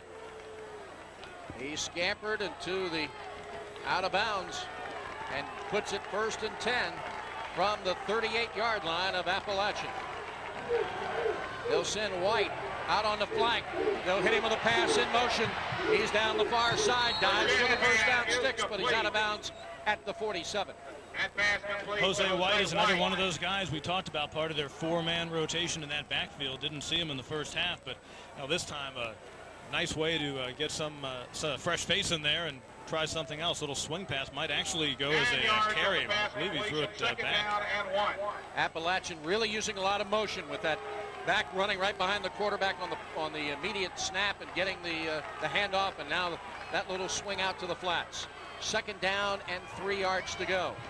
The handoff again to White, who did not play in the first half. Gets across the 50 down to the 47. Georgia Southern's defense right now having to play without defensive tackle Robert LeBlanc. He was injured going into the game. We knew his playing time would be limited. He's aggravated his rib cage injury and will not return to this ballgame. So as a result, Willie Johnson has a lot of work ahead of him. He's a freshman who was going to start if LeBlanc couldn't go. On the ground, you see in total yards, Appalachian just barely ahead of Georgia Southern, 227 to 222. Out of the shotgun, Burchett rolling right, throwing. It is complete at the 35. One official says no, one official says yes, they'll wave it off. Incomplete pass. That looked like it could have been either a catch, an interception, or a catch and a fumble, but it goes as an incompletion. We'll watch it on the replay out of the shotgun. move the pocket that time with Burchett. They may try to do that now to, again, gives Georgia Southern something else to think about. He's looking downfield, trying to move it, and apparently had his eye on Slade. It looks like he had him on the whole time as they both moved that way. Georgia Southern, I think, thought they almost had an interception. Yeah, it looked like they'd almost stepped up and made the pick with David Young. The pitch in the backfield. Stringing them out east-west. Not much gain on that play. On the carry, Jimmy Watkins, and the defense stringing them out east-west. Watkins is one of the guys who they kick it away from when you're kicking off to Appalachian. He's been a great return man, and he's the kind of guy with some explosive speed. And if he can get on the corner, he can make some things happen. So a third down situation upcoming, and we saw what happened in third and fourth down in the previous series for Appalachian. So it's third down and 6 to go for the Mountaineers of Appalachian. They split a man wide to each side, a man on the slot on each side. One back, White in the backfield. Back to pass, heavy pressure, the screen to White, incomplete. Broken up nicely there by Michael Youngblood. Jose White was about 10 feet in the air when he went up to get that ball at the highest point. Talk about snuffing out the screen. The defensive lineman pursued deep to the quarterback, but the linebackers beautifully staying at home, especially number 41, Youngblood. Watch him. He is lined up off of the left side of your screen. He reads the screen right away. That's why he was right on White. And a beautiful job of getting in there and not letting anything happen. So now another fourth down situation for Appalachian State, who trails 17-7 with 11:02 to go here in the third quarter. And a timeout has been called as the Eagles of Georgia Southern want to talk it over. They're rallied around their head coach, Paul Johnson. Not very often does Coach Johnson stick his head into a defensive huddle. Well, he wants that momentum not to be forgotten, and he wants now that defense, or the punt coverage unit first and foremost, to make something exciting happen here, because you can go for the kill on your next offensive series, especially if you're starting downhill on the other side of the 50. Jerry Moore talking to the officials about the timeout. And there's Michael Youngblood, who made that great play, and as you said, played at home. He's already got one fumble recovery to his credit this year, but did a great job of staying at home and smelling that one out. It was almost as if Georgia Southern's defense knew what the play was, and Appalachian said, okay, stop us. Good preparation. Yeah, Michael Youngblood played at home. He's used to playing at home from just up the road in Waynesboro, Georgia, so he's always got people he's got to impress in the stands, and that time they've got to be proud of the local guy. Nathan McKinney has already punted twice today for 35.5-yard average. He's set to kick it away, standing at his own 43-yard line. Looking into the sun is Anthony Williams, the lone man back to receive the punt. It's a high spiraling punt that hits at the 5 and rolls into the end zone. So Georgia Southern will start at 1st and 10 from their own 20-yard line with 10:53 to go in the third period, up by a score of 17-7. Appalachian's defense now, having been burned on that one play and their only time out there on the field so far in this half, has lots to think about. And again, there's still that Adrian Peterson factor. That's what is so difficult when you face a team like Georgia Southern. They get other guys making it happen like a Revere or Andre Weathers and so forth. You still have the number one option you've got to be worried about every time the ball is snapped, Peterson. Georgia Southern with a man split to each side. Fake to Peterson. Gonna pitch late to Coley. Trying to get outside. He does. He's at the 40. Cuts back at the 45 and at midfield before he gets knocked down. Mike Myers on the carry. Makes a spin move to elude what would have been two potential tacklers. Got a few more yards because of it. And had he kept his feet, he might have been able to go. Mark Myers, a slot back out of Powder Springs, Georgia. 5'7", 167. Gives Georgia Southern a first down. And again, the option worked beautifully. They ran it to the short side of the field, but Revere hanging on just long enough, and he got his running back heading upfield when he made the pitch. They'll put him in motion this time, hand it off to Peterson. Nope, Revere faking, keeping, scrambling, left side, needs a block. Can he get it? He lunges forward to the 42. Turned a potential busted play into about an 8-yard gain. Well, Josh Jeffries, number 58 for Appalachian State. Throughout the day, his job has been to make sure Revere does indeed get rid of the football. And that time, he was loyal enough to his coverage and hung back there just enough to distract Revere. Had Jeffries overcommitted to where he thought the ball was going, Revere would have gone around the backside and been gone for another touchdown. Titus Johnson going to split wide to the right for Georgia Southern on a 2nd down and 2 play. Flag on the play. They give it to Peterson, and he busts for the first down to the 37. But there is a flag on the play.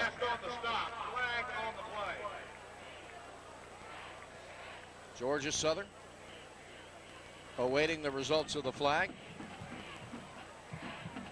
Referee Jim Jackson talking it over. Illegal shift against Georgia Southern. Peterson is so good. You know, a lot of fullbacks are just straightforward guys. They get the ball and they're just thinking power yards. But Peterson's so good at getting the football and quickly taking that step to where he sees the opening. That's what's really set him apart. So the penalty will back Georgia Southern up where it was second and about 2 or 3 yards. Illegal most 5 yards previous spot. First down. Second down. Well, it's second down and 8 now for Georgia Southern. The ball resting on the 47-yard line of Appalachian State.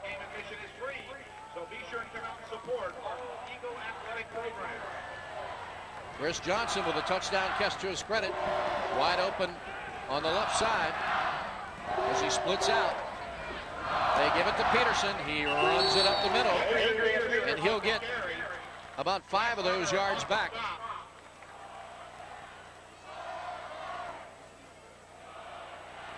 So it's third down and 3. 43 is best. Has to come over. And again, when you can see the handoff happen and Peterson coming at you, okay, you know where the ball is going. Now the scary part is, does Peterson get ahead of steam before you get a chance to get in and pop it? Georgia Southern 1 for 7 on third down conversions. Appalachian 2 for 7. Georgia Southern best in the league at getting the third down conversions. Appalachian best at stopping them. Revere keeps, pitches.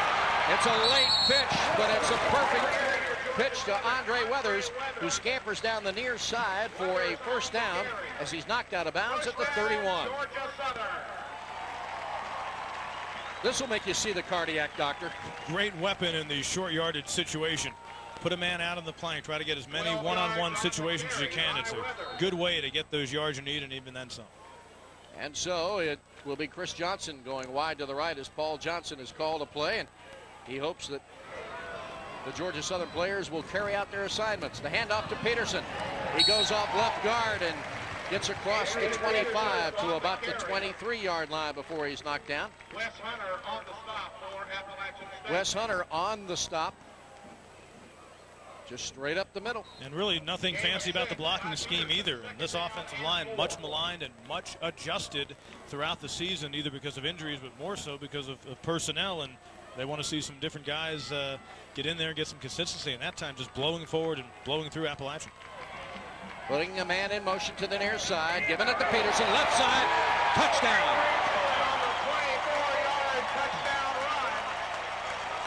24 yards left side, Adrian Peterson. And again, Pete, nothing fancy about the blocking here. Take a look on the right side of your screen, the left side of the Georgia Southern line. Some good work exposing the outside linebacker and moving Josh Jeffries out, and Peterson went right on the inside. Look at the great work by the linemen, the guys up front, the right side of that offensive line that includes and has included a true freshman starting this year, actually the left side of that offensive line with James McCoy and also Dietrich Everett, a sophomore and a senior respectively. Good work that time. Point after touchdown attempt by Barones is good. So with 8:05 remaining in the third period, Georgia Southern has now increased their lead. It's Georgia Southern 24. Appalachian State 7.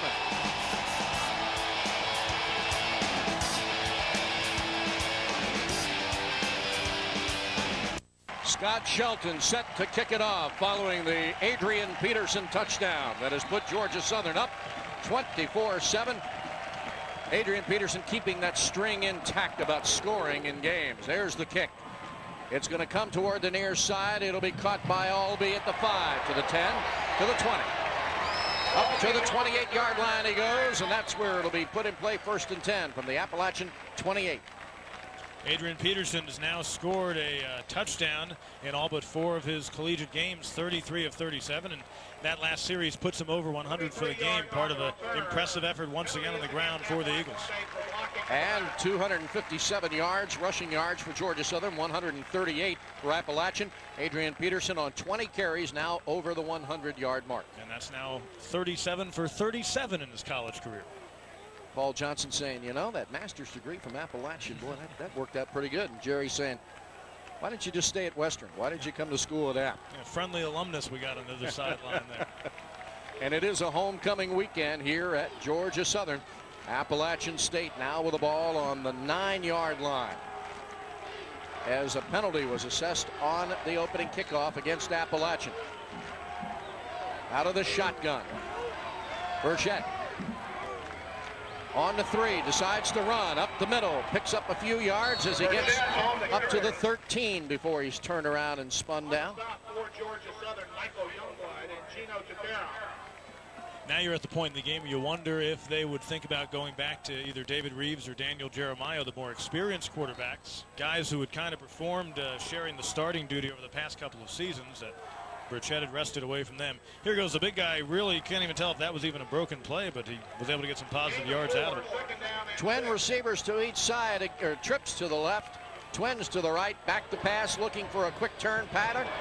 And they hit it at the 20, and it is Slade on the catch, fighting his way to the 22.5-yard line. And that play almost looked like they were setting up the old hook and ladder, because they had a receiver right there for it. Yes, they did. And on the other side of the football, this is the point in the game that Georgia Southern just loves defensively. When they're beaten, they're usually beaten on the big play because the defense is usually playing with so many leads, so why wouldn't you gamble a lot? That time they blitzed an outside linebacker and actually try to get to the quarterback that way. You're going to probably see a lot more of that now. It's actually the inside linebacker, Jason Neese, who moved in. But this is the point in the game now where Georgia Southern can take some chances, up 24-7. 1st and 10 for Appalachian. Again, 3 receivers left, 2 right. Burchett out of the shotgun, and again overthrows the intended receiver. Actually put it out in front of him where Razak just could not get his hands on it. But there was an awful lot of blue shirts over there if he had made the catch. That's a dangerous play. Dangerous because, again, a hard hit probably causes a turnover in that situation. Secondly, a ball that you got a couple of blue jerseys right there, and that could fall in the wrong hands very easily. But 2nd down and 10 for Georgia Southern with 6:43 remaining in the 3rd quarter. Again out of the shotgun. Appalachian having to play catch-up as they trail 24-7. Burchett back to pass, down the near sidelines, overthrown. He felt pressure and just had to get rid of it. He had Piscata coming right in front of him and Corey Middlebrooks to his left, and as a result, a smart move by the big guy, the sophomore. That's where his height really works well, because he did not have to escape the pocket. He could still see a pretty good, get a pretty good idea of what was going on with the coverage, so he decided to walk it. And it goes back to what you were saying earlier. Now, do you go to Reeves or go to Jeremiah, who might be a bit rusty after being out a couple of weeks, or do you let this guy get some experience and use that size to your advantage? I would say if they do make a switch in the next series, probably Reeves just a little bit better arm than Jeremiah. Burchett again out of the shotgun, looking down the middle, complete on the run at the 43-yard line. That pass complete to Joey Gibson. Getting up, shaking it off. Yeah, you just like what Burchett does. He just hangs back there. He's a big guy. That's kind of the classical drop-back quarterback. So many times you see quarterbacks trying to create and move the pocket, but he just holds his poison. He has absolutely no hesitation to send it right over the middle, and Gibson, like a seasoned quarterback, he threw it where he knew the receiver would be, not where he was. Led him beautifully. Again out of the shotgun, rolling left, heavy pressure. He lets it go. It is incomplete, but almost a great catch by Rashad Slade. Oh, he bobbled that ball right at the sideline. And it may sound like a lame excuse, but I actually think the sun might have affected Slade on that play. He had a defender who moved away from the ball, but that looked like it came right into the angle, and he was looking right up into the sun. Check it out here.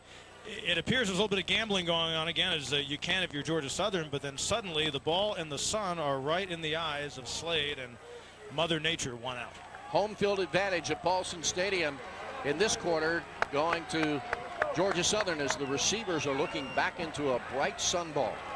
Burchett again out of the shotgun, dropping straight back, letting it go. It is complete at the 45, but a pickup of only 2 on that play as he hits Razak coming across. And Youngblood's stepping up now. He's really taking each and every play to heart. They're putting the running backs out on him. Those are his assignment. He took White down in a screen attempt before that time. He is step for step with Razak.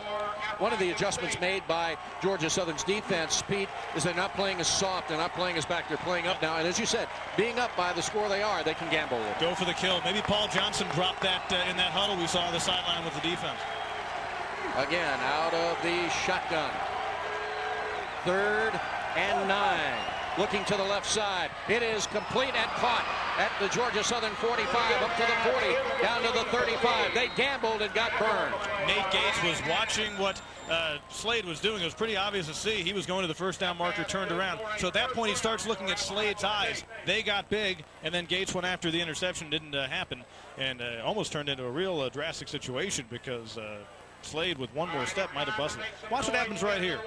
The play develops quickly enough. It's clear it's coming that way, so Gates had already, at that point, cut in front going for the ball. When you saw him wrap around, he was just coming back to try to make the tackle. And certainly a great job by the receiver to get his back to the defender and get between him and the ball. Again, there's the draw, this time to Beard up the middle. He rips it down to the 20. And Appalachian now impressively returning fire. They use the passing game to get into Eagles territory. Then that time, a nice little delay handoff. And Beard is super at that because he can explode and then he can power his way forward. We talk about the toughness and running of Adrian Peterson. Beard is certainly a runner in the Southern Conference the defenses are going to realize they've been up against because he is such a punishing runner. He delivers the blows as well as receiving them. Until last week against Western Carolina, Georgia Southern been pretty tight against the run this year, but they had some of their defensive schemes exposed, and Appalachian trying to build on that. They're spreading the field. It is complete and then dropped at the 15. And again, to these old tired eyes, it looked like they might be setting up that hook and ladder. Yeah, Sterling Hayward, I don't know if he was thinking about the hook before the ladder, but in that particular situation, that's a ball he has got to hang on to. That they're probably gnarling their teeth not far from where we are in the Appalachian coach's box upstairs here. Jerry Moore trying to come up with something that'll get his Mountaineers back into the end zone. Paul Johnson hoping his defensive coaches are pushing all the right buttons. 24-7 Georgia Southern in the lead. Out of the shotgun again, 2nd and 10 over the middle. It is complete at the 15 and fumbled. But was he down? He was down. The ground caused the fumble, and it can't do that. David Young came up with a loose football. Wilcox got hit immediately and dropped quickly to the ground, and when he did, the ball popped out. Gutty catch by him, and fortunately his knee got to the ground apparently before the ball did. I'd like to see that from a different angle. That was a situation where the side judge off to the left of the play came in and insisted he was down, so he was looking into where the ball was. So the ball now rests on the 12-yard line of Georgia Southern. Appalachian will send Gibson wide to the left. They will fake the pitch, rolling left. Burchett has it. Can he get to the end zone? Yes. Burchett on the 13-yard touchdown run for Appalachian. A point where you use over pursuit to your advantage. An excellent way to counteract the quickness of Georgia Southern's defense. And Burchett, no speed burner in his own right, had the entire Eagle D thinking that way. Number 2, a guy we talked about earlier, in is Willie Johnson. As a right tackle, he necessarily doesn't have the responsibility of an outside linebacker, but he was maybe the last guy who could have at least gotten a tackle for a loss. But by the time he got into the secondary, Burchett had the angle to the end zone. Mark Wright to attempt the extra point. 6 of 9 in the extra point department, actually now 7 of 10. What happens here? There's the snap. The kick is up. It's good. 3:37 left in the third quarter. Appalachian narrows the gap as Georgia Southern now leads 24-14. But a great maneuver to take advantage of the over pursuit of Georgia Southern's defense by Burchett turns it into 6. Georgia Southern's quarterbacks use a technique that, for all intents and purposes, was invented by that man, Paul Johnson, when he was the offensive coordinator back in the 80s here. The twirl play. The quarterback takes it, fakes one way, and then twirls around and goes the other. Well, that time, Burchett with his own version of the twirl. You might call it the fake pitch and stumble, but it was effective indeed, and the big guy gets to the end zone. Jerry Moore going over in his head what else they need to do now to try to narrow the gap even more, as the lead is now cut to 10 by Georgia Southern. We are late in the third quarter, 3:37 remaining in the third quarter, but lots of time, and between these two teams, anything can happen. And we certainly know about this year's Appalachian State team that they never give up. That was proven last week as they took Furman right down to the wire. That drive covered 91 yards, 12 plays, and ate up 4 minutes and 28 seconds of clock. I can't imagine anyone was even thinking that there may be a substitution for Burchett. Who would even come up with such a thought? I don't know. I have no idea. Who was even suggesting that? Certainly we'll have them dealt with at a later date. From the 6, Georgia Southern on the return. Up to the 20. Still on his feet and falling forward to the 29. On the return, Anthony Williams. You know, something about a program that has had such great players come through it over the years, you then try to step up to that next level, and obviously a guy like Revere trying to step up to Greg Hill's level. Anthony Williams has to be thinking about players like Earthwind Moreland and other the great return speed guys that have been in this program over the past years, and they want to implement the same kind of talents and abilities that those guys did. And that time you could see he's running with fire and trying to get that open field and then use his burners. Chris Johnson at the bottom of your screen. Put a man in motion to the top of the screen. Revere fakes, keeps, turns it up, and then stumbles on the cut. He's down at the 38-yard line. That looked like it had some great potential, first for Appalachian and then for Revere, although he does get some good yards off of it. He might have even busted it. Looked like he got tripped up just a little bit, but good pursuit at first by the Appalachian defense. And again, Revere using that ability to go down the line with Peterson, the primary decoy. It really helps to get to the corner if you're the quarterback. Everyone's got to worry about the big guy in the middle. Revere only 25 yards away himself from 100 yards. 2nd and 1. They give it to Peterson. He breaks up the middle. He's across the 45 to the 46. And J.R. Revere that time went out and blocked the linebacker and put Josh Jeffries on his back. The little quarterback pushing the big end all the way back into the secondary. Revere, 5'11", 184, can deliver a blow as well as pass the ball. Adrian Peterson now up to 133 yards on 22 carries. And, of course, the 1 touchdown. 1st and 10, Georgia Southern. Giving it to Peterson, who gets a couple of yards, and that's about it, as Appalachian's defense all over him. Hunter in on him, as well as Best. I'm thinking long ball at this point. Why not? You've got a chance to regain the momentum, make a quick strike. You've shown them some things. You're near the 50. 2nd down and long. If you come back at 3rd and long, you've got enough in your arsenal, and you've shown you can get out in the corner and make the run. Why not try to recapture it with a quick play? Well, we'll see if that thinking is inside the head of Coach Paul Johnson. Down at the bottom of your screen is Titus Johnson. They fake the handoff. Revere going to cut it up and gets hit and dropped just across the 50 into Appalachian territory between the 48 and 49-yard line. Good work by Jimmy Freeman that time to step up and contain things, and he lines up at a left end, and that time they came right to his side. Watch off the option. So much for putting it up in the air, by the way. But anyway, Freeman moving down the line. And also Remy Owolowo, the safety, stepping up and forcing things back inside. And again, that still remains the overlying theme, with the safeties to contain in and the linebackers to take care of the business, with Peterson coming at him in the middle. It's 3rd down and 5 for the Eagles of Georgia Southern. A man left, man slot left, man wide right. Here comes Revere to the near side. He's going to cut it up. It's not a 1st down. He picked up maybe a yard or 2. And there's Mr. Best right there with him. Jeffries in on the tackle. Josh Jeffries, as well as Joe Best. So now a 4th down and about 4 yards to go, 3 or 4 yards. And here's where that riverboat gambler mentality of that man comes in. But do you do with a 24-14 lead in front of 20,000 against the number 5 team in the country, with the potential of a Southern Conference on the line? They've got Appalachian confused, though. Mountaineers barely getting their return team out in there. Back deep to receive for Appalachian. A delay of game, though, penalty being charged. Joey Gibson ran out onto the field so that they would have somebody back there. And a delay of game call coming against Georgia Southern. And this game could slowly be taking on the personality of a great ball game played on this very field last year when Georgia Southern went up big on Furman early. Delay. In a different Offense, sense, 5-yard penalty, still fourth down. They had a pretty big lead in the first half. Furman eked its way back in, and before you knew it, down the wire, the game got all even for Southern won on a late field goal. But this game is starting to take on that kind of personality. Shelton stands on his own 34-yard line, looking directly into the sun.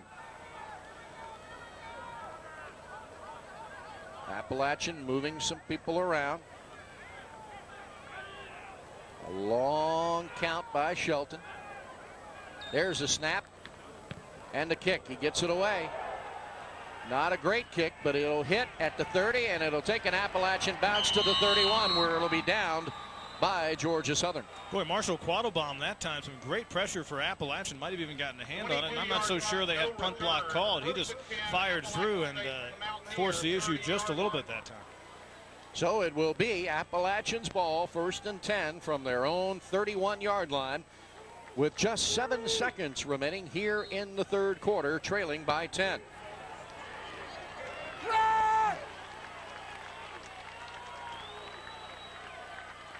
Burchett takes the ball, rolls to the right, looking, passes, complete at the 41-yard line to Troy Albee. Albee, and there's 2 seconds left now in the third quarter. That time Burchett getting out on the flank. You know, he actually moves pretty well. He just doesn't look like he moves real well, but he moves out there. And, you know, for what it's worth, he gets out of bounds, the clock stops. Not only do they get a first down out of it, but it gives you one more play in the third quarter, and that may seem minimal and trite at this point, but in this kind of situation, that could be absolutely huge. What if they strike right here? It could truly change things. Albee did a great job of running Rainey right off of the pattern and then turning it up. Again, the handoff to Beard, and he's dangerous anytime he gets his hands on the ball. He will get it up to the 48-yard line, and the third quarter will come to an end. We go to the fourth and final stanza of this 1AA football game between the #1 ranked Georgia Southern and the #5 ranked Baton Rouge of Appalachian State. At this point, Georgia Southern 24, Appalachian 14.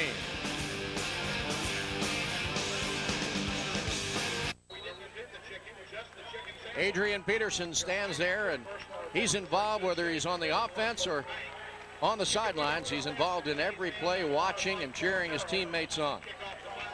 Already going over 100 yards today for the 37th consecutive game, all 37 games in his college career. By the way, earlier in the game, he went over 1,000 for the season, but at this point for him, that's really nothing more than just a minimal barrier in the campaign. Many trees have given their lives this year for the paperwork that it's taken to record his records and pass them on. This is amazing, the Adrian Peterson watch, and of course the Sports Information Office here, the fine work they do. They are now distributing a CD-ROM about Adrian Peterson, sending it out nationally. It has the word Heisman on it.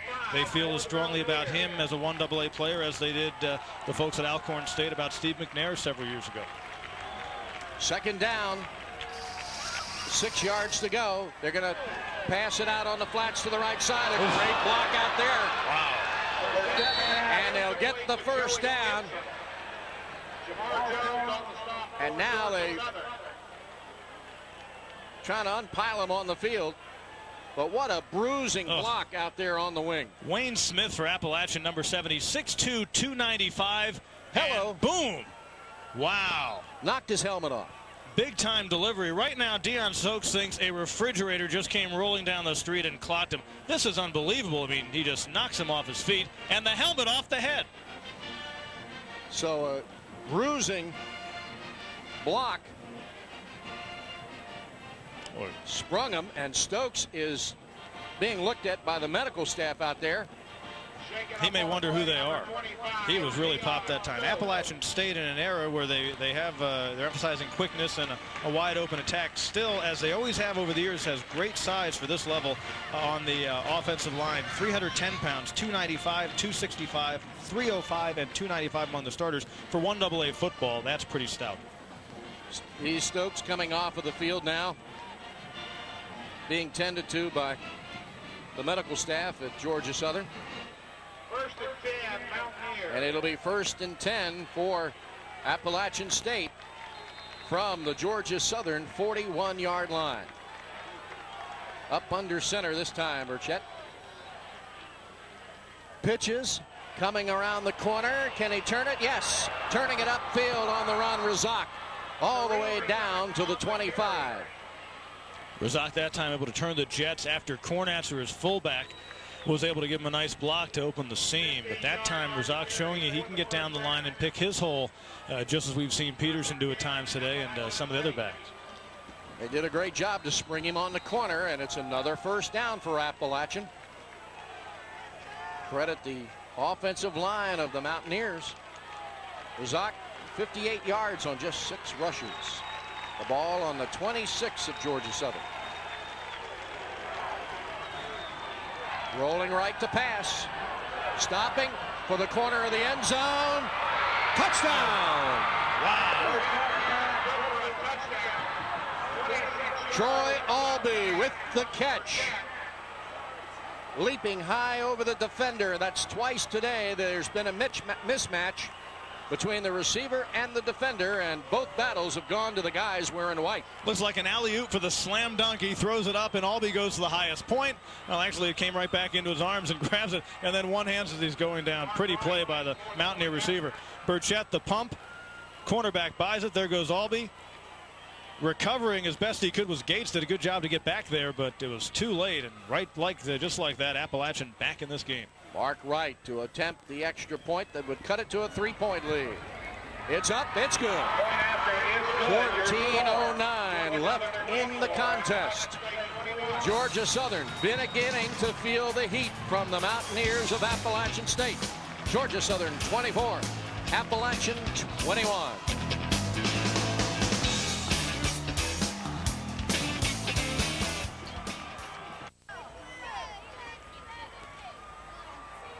Appalachian State tightening the noose, 24-21.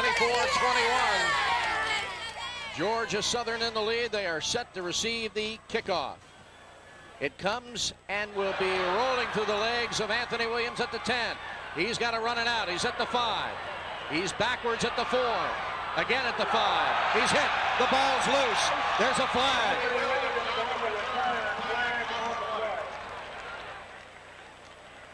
It might be a face mask call, but I believe the ball is going to be retained by Georgia Southern.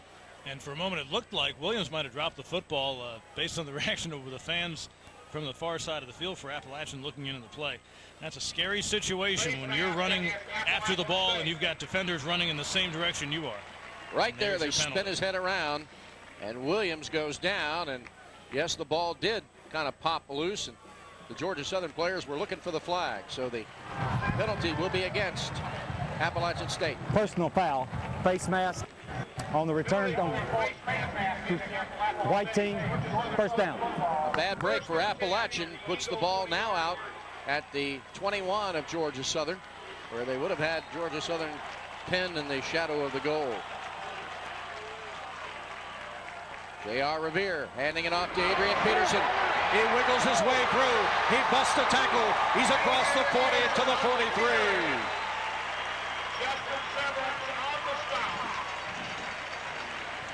He took Justin Severns on a ride right there, and then Hall came in to finish him off. But it opened a beautiful hole on the right side of that line of scrimmage. Nice Paul block Collins, down. the true freshman. And Michael Anderson also doing good work from the right guard slot. He cut in, moved the man inside, and Collins did the rest. And there went Peterson. And in motion to the near side. Again to Peterson. He fights his way to midfield. Time of possession does now become important, but north to south mobility still takes precedence. And if you're Georgia Southern and can push it right down the field and answer that score by Appalachian, you may be able to start feeling pretty good about things again. Again, Peterson, nothing fancy, just good hard-nosed football.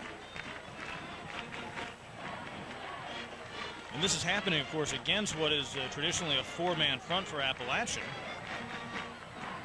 And in motion to the near side. Again, straight ahead, they hand it to Peterson. He doesn't have the first down, but he grinds it out so it'll be 3rd down and about 1. And for all the problems and shifting of personnel and trying new guys here or there and playing a true freshman, starting him at the right tackle, it has to make you, if anything, feel pretty good when you look at the film of this game. You're the coaching staff at Georgia Southern to see you're blowing away some big guys and an even man front with your interior running game. Georgia Southern 2 of 9 on 3rd down conversions. Appalachian 5 of 10.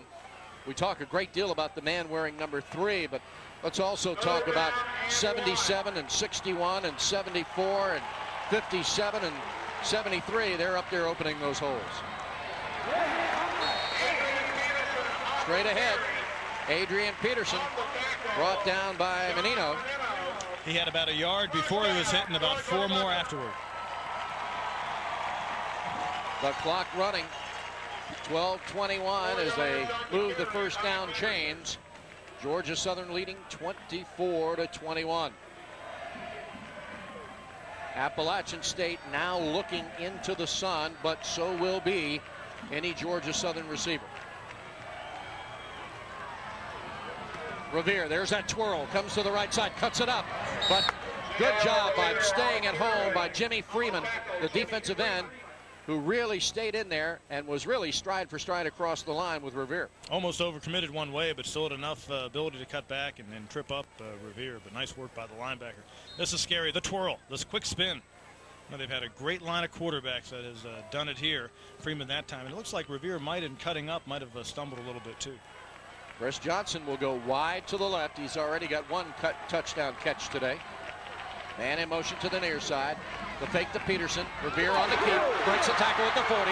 He's at the 35, at the 30, the 25, 20, 15, 10, 5.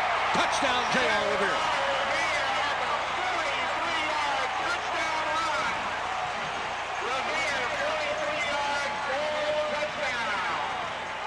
Well, one thing you have to do when you're playing a fine offense is tackle. You can't touch and let them go. Revere for the touchdown, truly Revere for the touchdown. 1-2 broken, a third as he spins off of that, and then he dances away from anyone else, and he is gone. J.R. Revere scampers for the touch. Rob Baronis to attempt the extra point. Puts him over 100 for the day on the ground, so 2 100-yard rushers in the same game. How's that for a ground attack? And against a defense that does a good job against the run. Certainly one that was right up there in that category, second against the run in this league, coming in having allowed just 123 yards a game. Barona's point after touchdown is good. So with 11:18 remaining in the ball game, Georgia Southern pushes the lead back to 10. Georgia Southern 31, Appalachian State 21.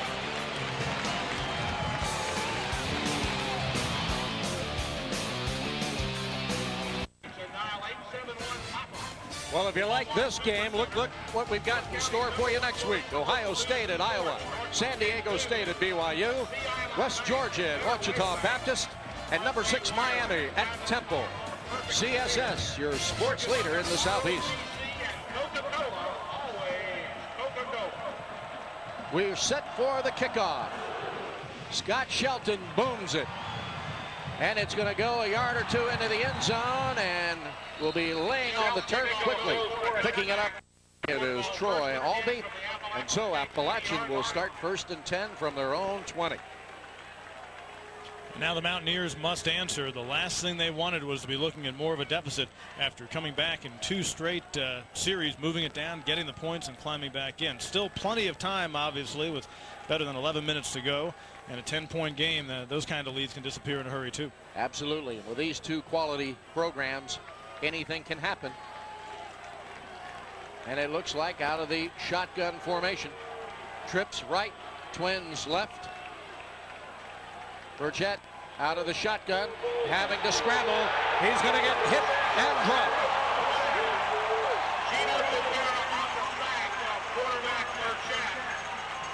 On the sack.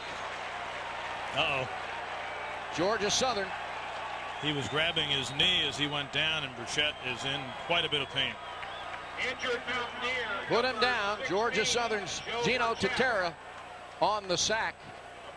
When you spread wide like that, you're obviously showing pass with no one in the backfield, so that gives the defensive lineman pretty good, and the linebackers for that matter. It gives you the opportunity to stunt and send some people. Not necessarily a huge rush, simply the linemen fighting off their blocks. It almost looks like Appalachian might have been setting up for a screen because they released on Gino right there and kind of let him go, but it turns out to be a tough one for the Mountaineers and their quarterback. As you can see there, is getting bent over. Yeah. His leg is going one way, the trunk of his body going another. And they're looking at the left ankle. Oh, it actually looked like he was grabbing his knee at first, but it must have been the pain from the ankle. And the medical staff out looking at him. And I know that Appalachian fans are watching with great interest right here to see what happens. Now, if you're Jerry Moore and Burchett doesn't look like he might be able to get back into the game, what do you do, Pete? David Reeves is warming up on the sideline right now. He appears to be the guy that's going to come in. He's got the better arm between their other two quarterbacks, he and Daniel Jeremiah. And Burchett, boy, that's a scary situation.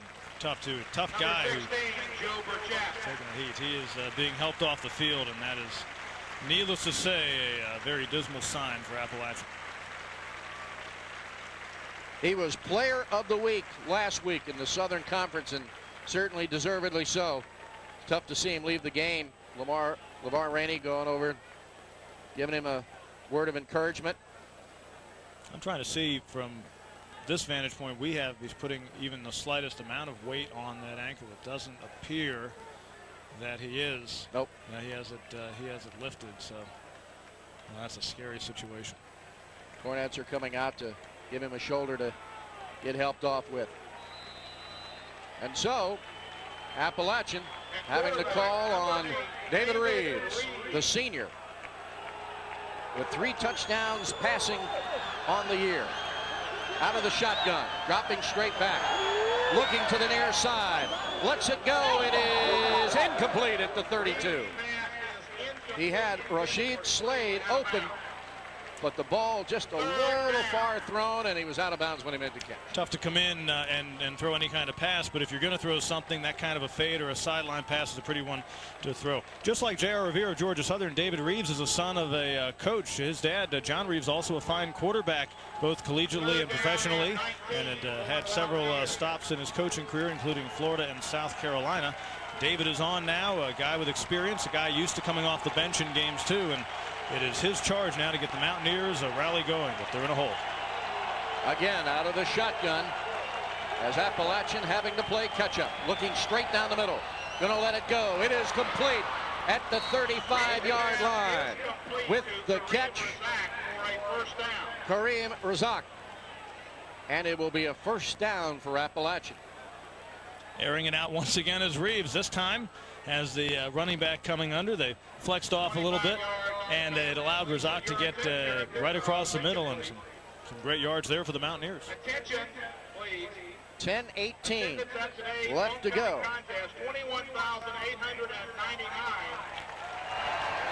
Well, they just announced the attendance, 21,894.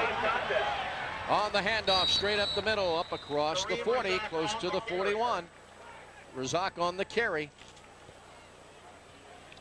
Deion Stokes, who got hit so hard his helmet popped off, has been taken for x-rays on his jaw. He got right back up and went in and was a part of the group that made the tackle after the play. So they're going to go take a look at his jaw. 9:37 remaining in this one. Georgia Southern with a 10-point lead. Reeves coming in for the injured Burchett. Under center, fakes the handoff, play action, passing to the right side. It is incomplete to Wilcox. As they run over the chain crew. 899, the 4th largest crowd in Paulson Stadium history. This the 4th largest crowd in Paulson Stadium history. And it's been a very, very entertained crowd and a great crowd. We've heard stories around the country of fans getting out of hand, but this has been a very well-behaved crowd here. And a nice turnout from the Appalachian standpoint, too. They travel well, and they brought a lot of fans with them this time. Out of the shotgun, Reeves standing at his own 35. 3rd down, 5 to go. Looking to pass over the middle. Complete at the 40-yard line. Oh, what a great catch by Joey Gibson. He went high into the air. First down. He could play basketball in the new facility at Appalachian with that kind of leaping ability. He and Albee could both be the three guys who go back door and slam it home. Watch this. Just like Albee went upstairs for that touchdown catch earlier, there's Gibson. Looks like he took it right off of the top of the helmet of the defender, LeVar Rainey. Here's another look at it. And a gutty pass by Reeves, a gunslinger like his dad was when he was a QB. No fear, throw it up there and let the big guy go get it. 1st and 10, Appalachian. Again, a pass complete at the 35, down to the 30 again to Joey Gibson. And you can sense, you get the feeling there is a sense of urgency with that Appalachian offense to get that ball down the field. And Georgia Southern's defense at this point now, 4th quarter, just as Appalachians didn't want to be on its last attempt at a stand, they've got to start feeling a little bit tired this stage of the game. Well, Appalachian scores a touchdown, goes for 2, makes it 29-31, onside kick, and they're right back in it. Sure. 2nd and 2. Out of the shotgun. Quick pass to the near side, complete to Albee. He's dancing and gets out of bounds at the 31. Not much gain on the play. It'll be 3rd and about 2.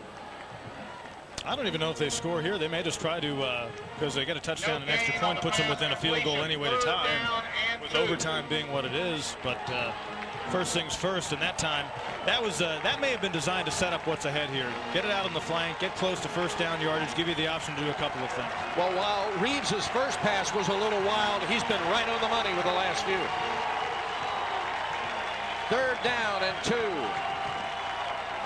Rolling right, keeping his sack. Flag on the play. Reeves on the carry. And a flag on the far side, so hold everything. And Jamar Jones. Well, that time Reeves never had a chance. Looked at first if he wanted to pitch it out on the flank to Razak, kind of a shovel pass, but that never had a chance to materialize. Word from the sideline is that Burchett has a sprained ankle and will not return. Earlier Illegal formation offense only is refused, is bound. Illegal procedure against Appalachian State. The penalty declined. It's 4th down and 5 from the 35 of Georgia Southern. Second time this season, Reeves has had to come on in relief in a big game. In the first game of the beat Wake, he came on in relief of Daniel Jeremiah, who went down with a knee injury. And that was a game that Appalachian won, beating Wake Forest. Dropping straight back. It's intercepted. Georgia Southern with the interception. Derek Cooper. Far side. Down the stretch he goes. Touchdown, Georgia Southern. Flag on the play. But hold everything. A flag at the 26-yard line. And if Gibson gets the call his way, it's going to be defensive holding. You could see him indicating that he was held in that situation. When a defender is able to get free like that and be right in front of the ball, you have a feeling a receiver was taken out on the play. They're gonna bring it back. And while the catch and run by Cooper was exciting, it'll back it up. On the replay. Well, there you go right there. I think you saw the end of it. Gibson was the one complaining. That's because he got a mouthful of LeVar Rainey, who appeared knocked him down as the ball was still in a catchable situation. Not that it would have been intercepted anyway, because it looked like the gamble had the commitment to making the gamble by Drake Cooper had been made. Pass interference, defense at the spot of the foul, automatic first down. LeVar Rainey, I think, anticipated the interception and thought, I better make a block, but he made it just a little early. Or he might not have seen Rainey, or he might not have seen the Cooper going up to make the pick, and he might have just been trying to get on Gibson and knock the ball away, and that might have caused that. From the 26 now, Georgia Southern.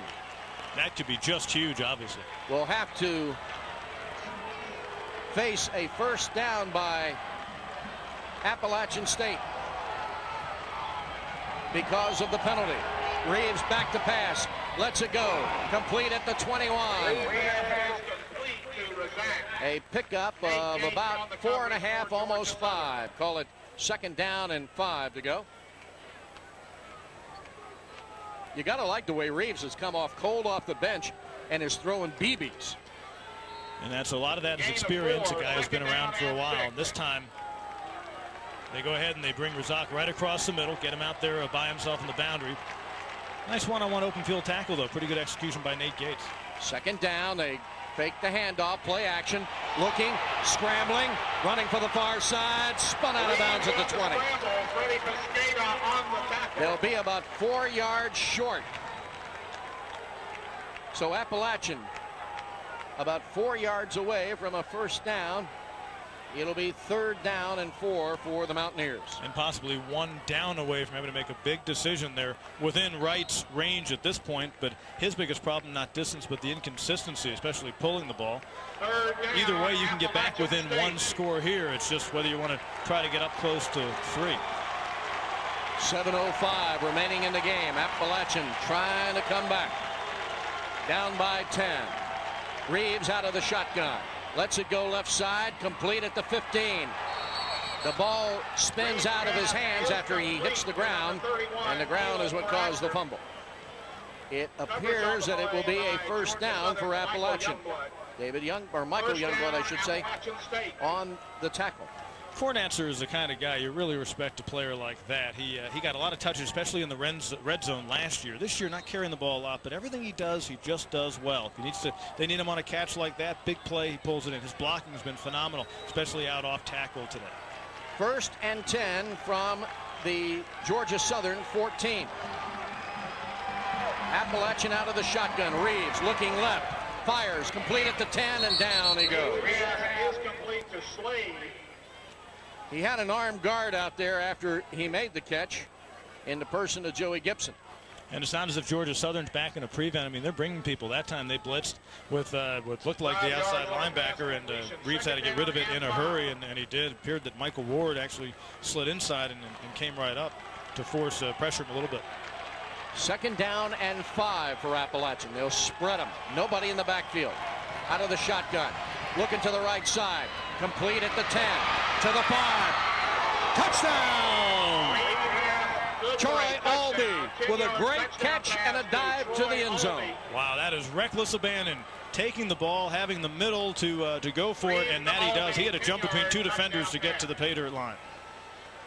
Watch on the replay. He just cuts right back against the grain after he catches it.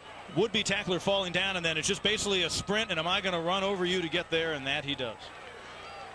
So Albee made it in. And Mark Wright will attempt the extra point. Mark Wright in for the point after.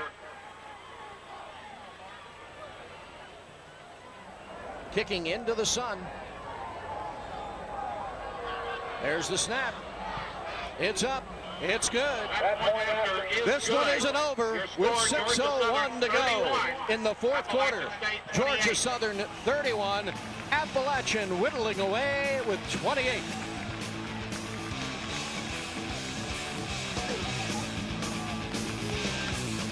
They love their Eagles in Statesboro.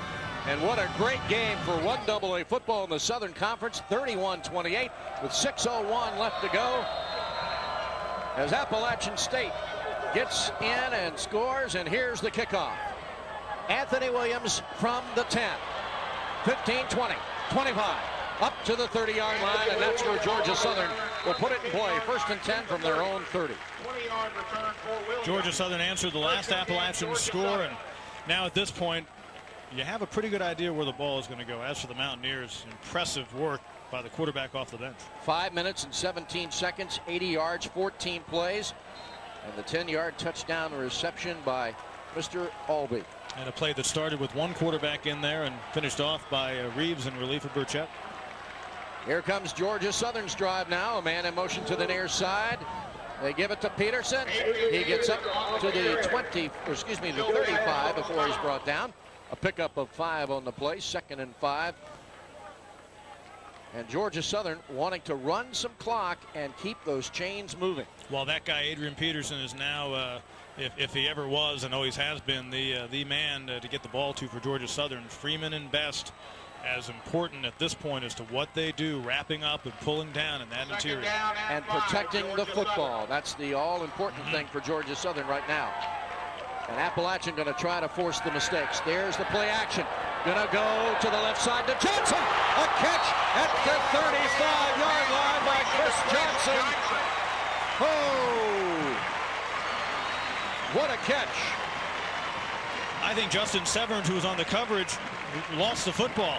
You know, with Appalachian, it's like they're playing with 6 defensive backs because they're starting outside linebackers at one point in their college careers played DB, but Severns actually does a good job to catch up, and then at this point, he doesn't know where the ball is, it appears. Right. He is having to play catch up, and Severns had such a great game last week. But again, Chris Johnson against Severns, there's a big mismatch, and Georgia Southern took advantage of it. A straight handoff up the middle down to the 25-yard line. Adrian Peterson again. Joe Best on the tackle. Suddenly, if you're Appalachian, you've gone from thinking stop and get the ball back to at least keep him out of the end zone. That has to be your thought at this point. Still all kinds of time left, nowhere near the territory where you think about using any of those 3 timeouts. Remember, they have those still at their disposal. Georgia Southern now with a second down. They give to Peterson. He gets inside the 25. He's got to get to the 20 for a first down. So it'll be 3rd and about 4 to go. Joe Best also in on the stop. Again, Joe Best in on the tackle. This is the time that you practice for all week, this stage of the game. What a great point in the ball game it is, and what a huge play now upcoming. Earlier this week on the Appalachian State internet site, they had a picture of Joe Best up in the upper left-hand corner and a picture of Adrian Peterson down in the bottom right-hand corner. And it certainly has been on the last few plays anyway, a Peterson and Best matchup. Revere keeps trying to turn the corner. Does he get inside the 20? If so, he's got the first down. Let's see how they spot him. At either rate, he stayed inbounds. Yep, he was inside the 20. First down, Georgia Southern. He stayed inbounds, and that'll keep the clock clicking. First down, Georgia Southern. Revere the fake give. That bought him a little bit of time to get outside. Nice pursuit by Appalachian, though. Severns did not bite, and Hall was right there, too, but enough yardage for the first. When you saw the number of white jerseys that collapsed on number 3, you wondered, did they overcommit to that fake? But they certainly did a great job of getting outside. First down from just inside the 20 for Georgia Southern. A change of the play, though. Back weathers off, put him in motion. Give it to Peterson. Can he get outside? He stiff arms. He gets outside. The flag is down, and there's a Peterson to the 15 and a flag on the play.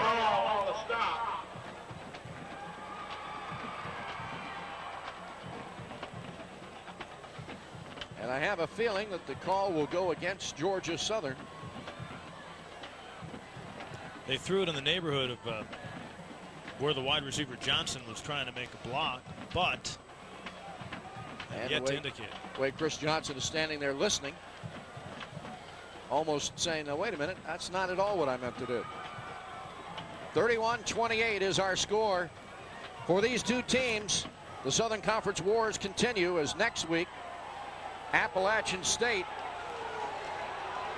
will be at home against Wofford, and Georgia Before Southern. the play, false start offense. Please put 8 seconds back on the game clock. Georgia Southern will be at the Citadel next week. So the Southern Conference wars continues for these guys.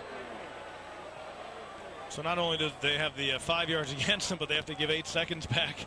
And Paul Johnson not liking either of those, as you might expect, especially the fact that 8 seconds, Appalachian gets 8 seconds more back on that clock. Penalty puts the ball on the 25, and after they add the 8 seconds back, we are 1 tick under 3 minutes. The facial expression can tell a story, that dude just there.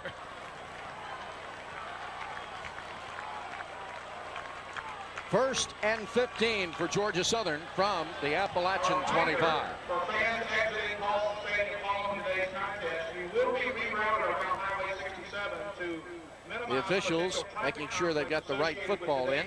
And they still haven't done the scoreboard clock, made the adjustment. I believe that they wanted to go back up to 3:07. And that's what they're in the process of doing right now, as you can tell in the graphic. Gentilly Road will also be closed. Please be aware of these changes. A little bit of a discussion going on between the Georgia Southern bench and the line judge. And that's still going on. Garland Berry Jim Jackson about to tell us that the 8 seconds have now been put back on the clock, so it's 3:04 left. Okay, 3:04. I thought they were doing it based on 2:59. But Georgia Southern football, first down and 15. Revere under center. Fakes the handoff, keeps, goes inside the 20 on the dive. On the stop, Joe Bonino. and now it's timeout time for Appalachian State. Georgia Southern, an incredible points to their opponents so far this year. They've beaten them on an average of 36-15. That time Revere, for a second, split second, saw the daylight. Then he realized he has to go up and over. But they have been challenged in games this year. Obviously, they were playing comeback most of the afternoon against, or most of the evening against Georgia. And Wofford went right down to the wire in their Southern Conference opener. In fact, Wofford, the visiting Terriers, had a chance with a Hail Mary at the final gun to tie it, and that was deflected away. So it's not as if Georgia Southern hasn't been in a close game this year, especially in the conference. So J.R. Revere talking things over. 20 carries for 133 yards and 2 touchdowns. As we said earlier, Adrian Peterson well over the 100-yard mark. Jerry Moore's troops have done a good job of playing defense and keeping it close. This homecoming crowd must feel like Georgia Southern has this one in the bag. They're kind of enjoying other activities. So the timeout is over. 2:49 remaining in the game. Georgia Southern up 31-28. A field goal puts this game into overtime for Appalachian. If Georgia Southern scores on this possession, you have to feel like fate will be on their side. This could be the decisive blow, and your Appalachian, again, that's what's so difficult about this time of the game and in this kind of field position, because the slight bit of daylight for Adrian Peterson gets Georgia Southern right up against the end zone. Revere rolling right. He's got a convoy. Goes diving for the first down marker, but he's not going to make it. He's going to be short by about 3 yards. They will call him out of bounds at the 12, and he had to get to the 10. And Freeman, the inside linebacker, one of the linebackers for Appalachian, is walking off the field. He might have been banged up a little bit. This time, Revere is thinking nothing more than getting to a certain point on the field. And that time, once again, Hall, the big fast guy, getting over close. Once again, Georgia Southern in a situation to try to move the chains on third down. 4 of 11 in third down conversions, 8 of 14 for Appalachian. Third down and 2. And at this point in the game and this point on the field, you have to believe if they don't make it on this one, they'll go for it. Oh, yeah. Chris Johnson split wide to the left. Man in motion to the near side. Revere will fake the handoff, keep, gets down to the 8. First down, Georgia Southern. First down, Georgia Southern. 2:36 to go in the game. Here's the play. And the impressive thing about Adrian Peterson is he gets hit hard on probably every play in the game, because you have to respect the dive so much. Some fullbacks, you automatically know they haven't gotten the ball. You might just tap them down with your hands, but there's always a chance he's going to have the football, so you got to wrap him up every time he comes through. And on a pitch to the sidelines, there's a chance he might get his hands on it then too, so you can never give up on him. And what it also does is make one extra guy usually commit to falling into the middle. It takes one guy out from going to the boundary.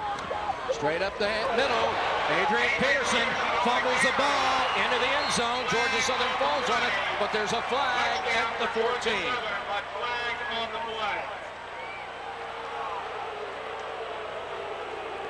Adrian Peterson uncharacteristically fumbling on that play. He fumbled in the game last week. Very uncharacteristic of him. But the way people hit him, it's amazing he hasn't fumbled more than he has. The penalty will bring it back. And also at this point in the game too, Appalachian is tackling as much a football as they are a man. And everything, any contact you have, there's going to be a reach for the ball too. So the ball is on the 13 of Appalachian. First and goal. Peterson gets the handoff and gets inside the 10 down to about the 8. On the stop, number 43, Joe Best. Joe Best again, who's done his best job today of shadowing Adrian Peterson. That's a mighty difficult assignment, and he is one of the guys in the league who you'd think have a decent job of doing it. Keep in mind, Peterson's gone for nearly 200 yards at last check. So I don't know, if you figure he's going to get over 100, if you keep him under 250, maybe you've done a good job. And you had to see there how Best had to fight off a couple of blocks to get to him. J.R. Revere meeting with his head coach, as well as the rest of the offensive unit, as they've called a timeout here. The good news for Appalachian State is they're down to the one timeout, but Georgia Southern must either score, try a field goal. If they don't, if fourth down comes up, I mean, they're in a down and goal situation, so it's not as if they can get a first down to, renew the chains and get themselves 4 downs back. So for whatever that's worth from the Appalachian State standpoint, with just one timeout left, it has to be something. With 1:59 left to go in the game, Adrian Peterson now 30 carries, 181 yards. And there's your total yardage count. And how do you like that? A 3-point game and less than 10 points difference in yards. Very close matchup. If you're a football fan, and maybe not for either of these schools, you have to be watching this game and saying, boy, this is a great college football game. And it's indicative of this league. I mean, there is pretty good amount of agreement. This is the best league in the country at the 1AA level, and it's showing here today. Revere fakes, tries to keep, maybe should have pitched, but he gets dropped at the 7. No gain on the play.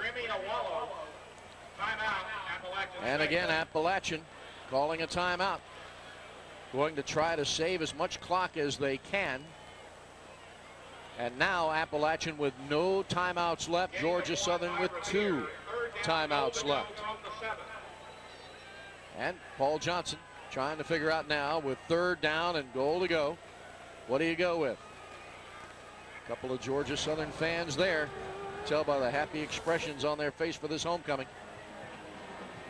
Right there, he probably should have pitched the ball, but a great job defensively by Awalo, who stayed at home, had that good low stance to keep him from going around him. And it's almost as if you had a defensive Mr. Outside, Mr. Inside going. Awalo was a safety who had to worry about the keep and the upfield movement by the quarterback. Hall was a safety who had to loop around and worry about the pitch and contain the perimeter. Stay with us here on CSS. Coming up next, Central Arkansas at Henderson State. 1:53 left to go in this one. 3rd down and goal to go from the 7 for Georgia Southern. So goal to go from the 7. It's 3rd down. Something else you've got to be thinking if you're Appalachian State, the ball probably stays in the ground because Georgia Southern doesn't want to stop the clock with a possible incomplete pass. J.R. Revere under center, man in motion to the near side, rolls right. He's got blockers, but he can't turn it upfield. A great job defensively there by Joe Best, who again is a tired man as he gets slowly up off the turf. Nice job of wrapping up, and that time, without using the dive, it allowed Best to, at best, get himself out there, commit a little bit more. Pretty good blocking done there by the right tackle that time, the freshman Collins. But Best is one tough customer to try to contain. He fights off the block nicely and then goes and grabs the leg and ties that up until he gets some help. And so there's a discussion going on the field. They'll go ahead and wilt down the play clock and take it down and then call their timeout. That got him back close to a minute left. That bought him about another 40 seconds off the clock. So 1:06 left to go now with 1 timeout left for Georgia Southern. And at this point, it's 4th and goal to go. And Paul Johnson, I'm sure, is going to look into the eyes of his offensive unit and say, guys, tell me what to do. He's done it before. He looks at the scoreboard. He looks at the clock. 8 yards. You can try a field goal attempt. You could line up, try a fake field goal. But you're dealing with a very quick and able kick coverage team in Appalachian State. So you're risking the chance of the ball getting blocked. In case you were wondering, I'm going to be late tonight. Yes. Go ahead and push those dinner reservations back. This game's going down to the wire, as you should have expected with the top 2 teams in the league going at it. That's right. Jerry Moore has to be proud of Appalachian. They played a very tough ball game. Came in with a good game plan. Want to say happy birthday wishes to Steve Shutt of the Southern Conference office, celebrating a birthday today.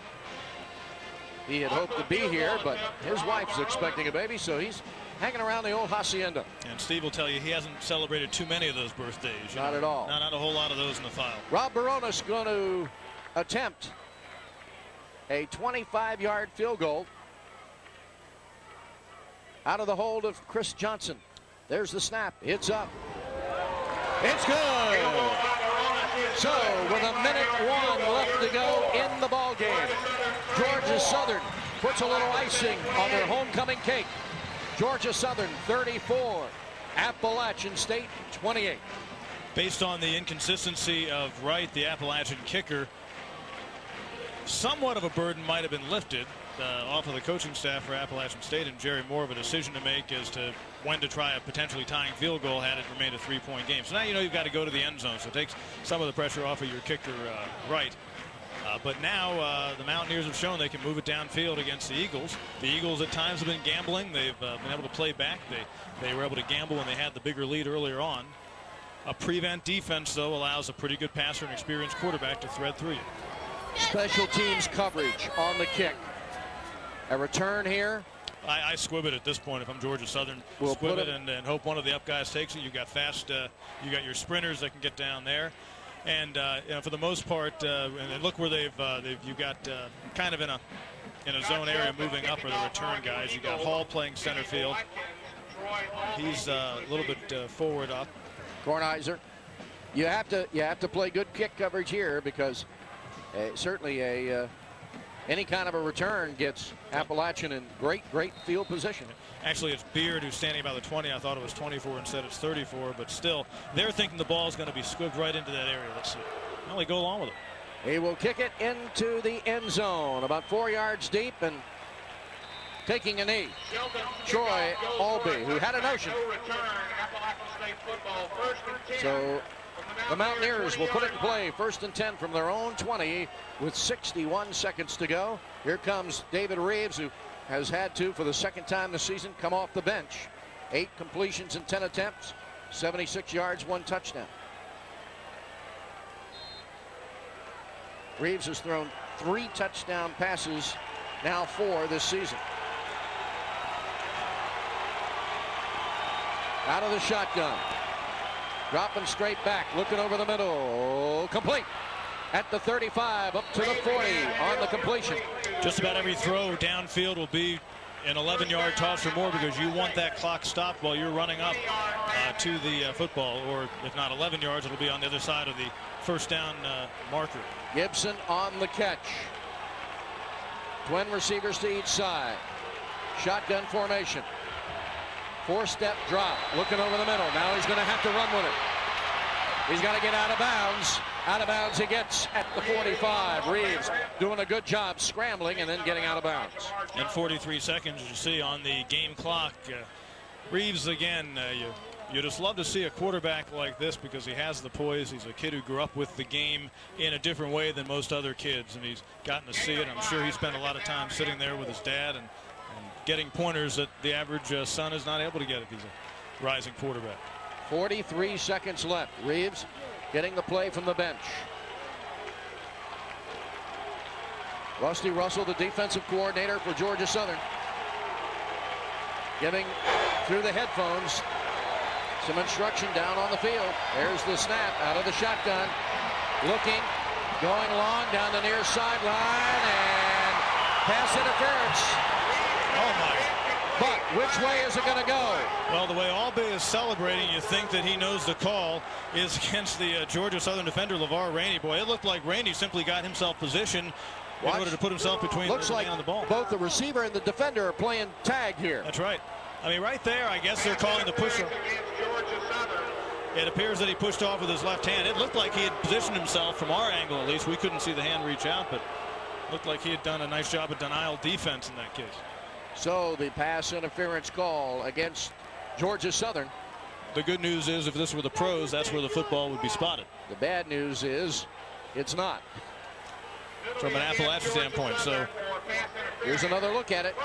Both players having a little contact there, but you can see the left hand of Rainey pushing off. And that's close enough at this stage of the game where you call a play like that. 1st and 10 from the Georgia Southern 40. Thanks to the penalty, it's put him down in good field position. And once again, stop the clock. Appalachian with 36 seconds left to find the end zone. Pressure, scramble, throw it away.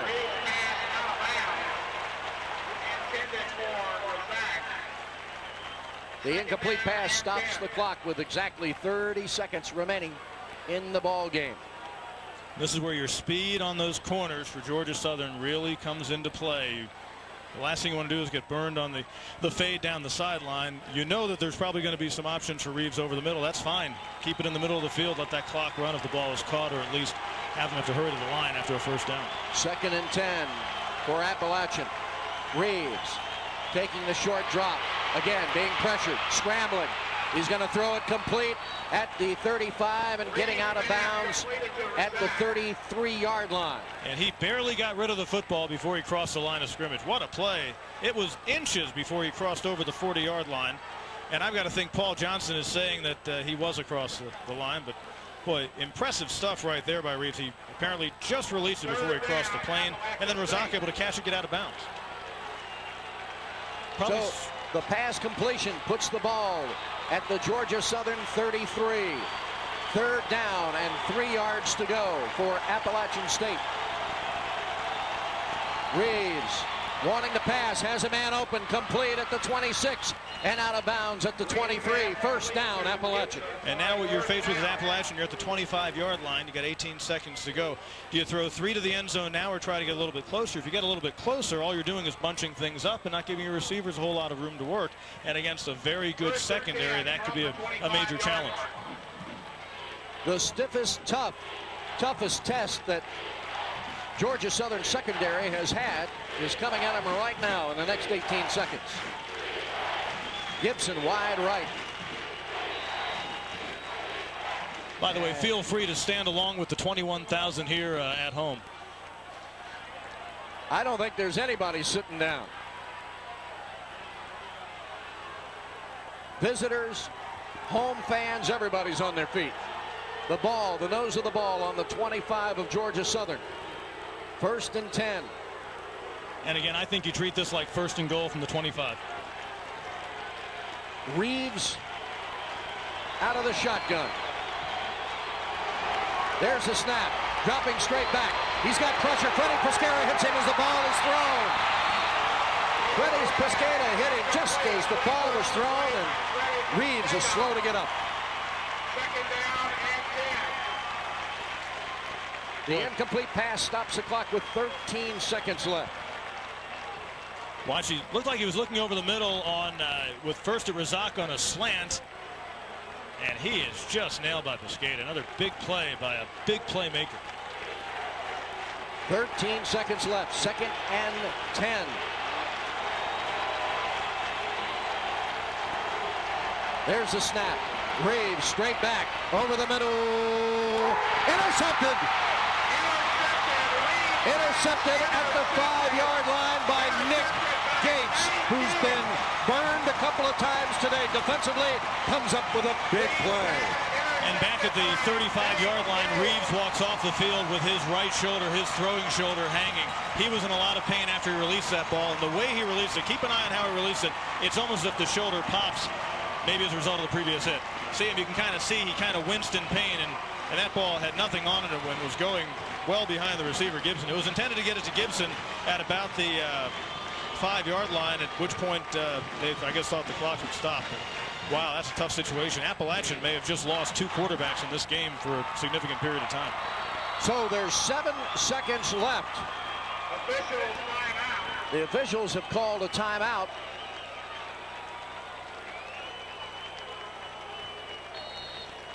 And so now they say they're ready.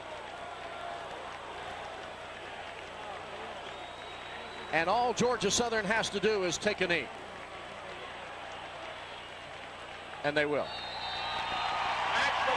So as the clock ticks down, Georgia Southern has come away a 34-28 winner over Appalachian State.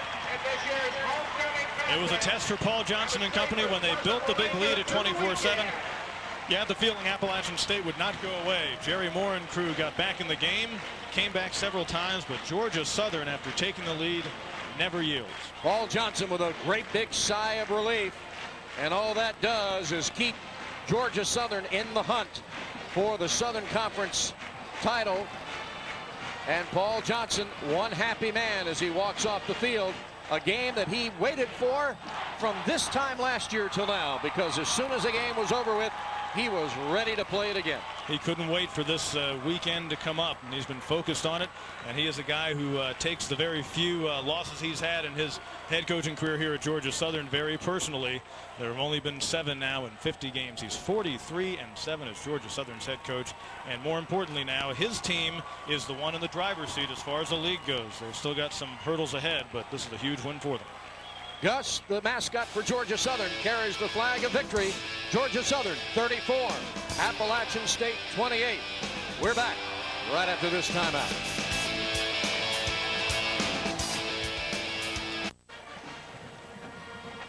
Georgia Southern comes away with a homecoming win today, 34-28 over the Mountaineers of Appalachian State. Georgia Southern now goes to 5-0 in the conference, 6-1 overall.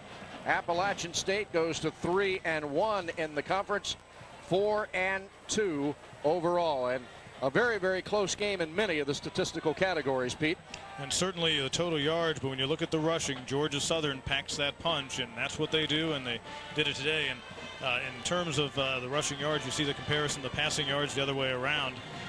The passing, really nice jobs done by both quarterbacks, Burchett and then Reeves on in relief. The worst news, or as accompanying the bad news of the loss today, is Appalachian may be down 2 quarterbacks based on this afternoon. Burchett had to leave with a sprained ankle, and then Reeves on his final throw of the game, you could see him leave the field in pain with his right shoulder, his throwing shoulder. He'd been hit hard on the play before. That's a scary moment. But again, across the board, a evenly played game. Maybe the turning point is that time right out of the halftime locker room when Appalachian came out. Georgia Southern had the ball and like lightning struck. First play from scrimmage, Revere went in for a touchdown, and then moments later Appalachian couldn't convert on 3rd and then 4th down and short yardage, and Georgia Southern responded with a quick touchdown, built a lead. Appalachian whittled away but never overtook them. And while they did not have many passing yardage, they had 38 on one play to Chris Johnson, which ended up being 6 points, a touchdown. And so Georgia Southern mixes up a good balance of the run as well as the pass. As the sun sets in the Statesboro area, the folks who wear the blue and white are happy tonight. They've come away with a hard-fought, well-earned 34-28 victory. And the folks from Appalachian State will enjoy a ride home knowing that their football team played well and played another good quality football team. And this particular day, it was the folks wearing the blue and white that came out on top. The worst part of the outcome is that the sun may be setting on Appalachian's title hopes, possibly, depending on what Georgia Southern does the rest of the way. But this game certainly showed Appalachian can hang with anybody. All right, we'll come back with some final thoughts from Allen E. Paulson Stadium in Statesboro, where Georgia Southern wins today, 34-28. We're back after this. Well, at the beginning, we told you this would be a great 1AA football game, and neither team let us down. The final 34-28, Georgia Southern coming up a winner here today, much in part to that man right there, J.R. Revere, who does a great job of running the spread offense. Game showing quite a bit of maturity. And now if you're Appalachian State, you're at the very least hoping things are going in the reverse of last year when there was a 3-way tie between the Mountaineers and Eagles and also Furman. Each knocked the other off. Each finished with 1 league loss. So Appalachian will be pulling for Furman down the line. But for Appalachian, they'll get a tough test at home from Wofford next week. A Terriers team that can really control the tempo of a game with their offense. And they're going to see the footballs flying and some other affairs as the schedule goes on. Chattanooga, certainly a high passing team, and VMI. And then for Georgia Southern, the schedule ahead remains at the Citadel next week against East Tennessee State at home. Then they go to Furman, and that game will, of course, be shown right here on CSS. They'll close out the season at home against Elon. So those are the remaining games for both of these schools. And certainly for these schools, we wonder what happened today. And we know that in taking a look at the scoreboard, we know that the Wofford Terriers were winners today as they beat, well, our score here was 40-31 Wofford over Western. Yeah. And that game was actually played at Wofford, but they are the winning team on top there. And they've won 4 in a row, and they're now 3-1 in the league. And Furman defeated the Citadel 33-7. So next week, the Georgia Southern Eagles will play the Citadel coming off a loss. Wofford will play, of course, Appalachian State having won. So it will be a couple of matchups next week that Southern Conference eyes will watch. But all of 1AA football was looking at this one today. And if you are a fan of Georgia Southern, 34-28 was the final. And if you are a fan of Appalachian State, you know that your ball club played very, very hard and was in a very, very tough game here today. So Georgia Southern a winner 34-28. We'll come back and wrap things up. I'm sorry, we'll say goodnight to you. Stay tuned. Gulf South Conference football coming up next. For Pete Yannity, Ted Byrne, so long, everybody.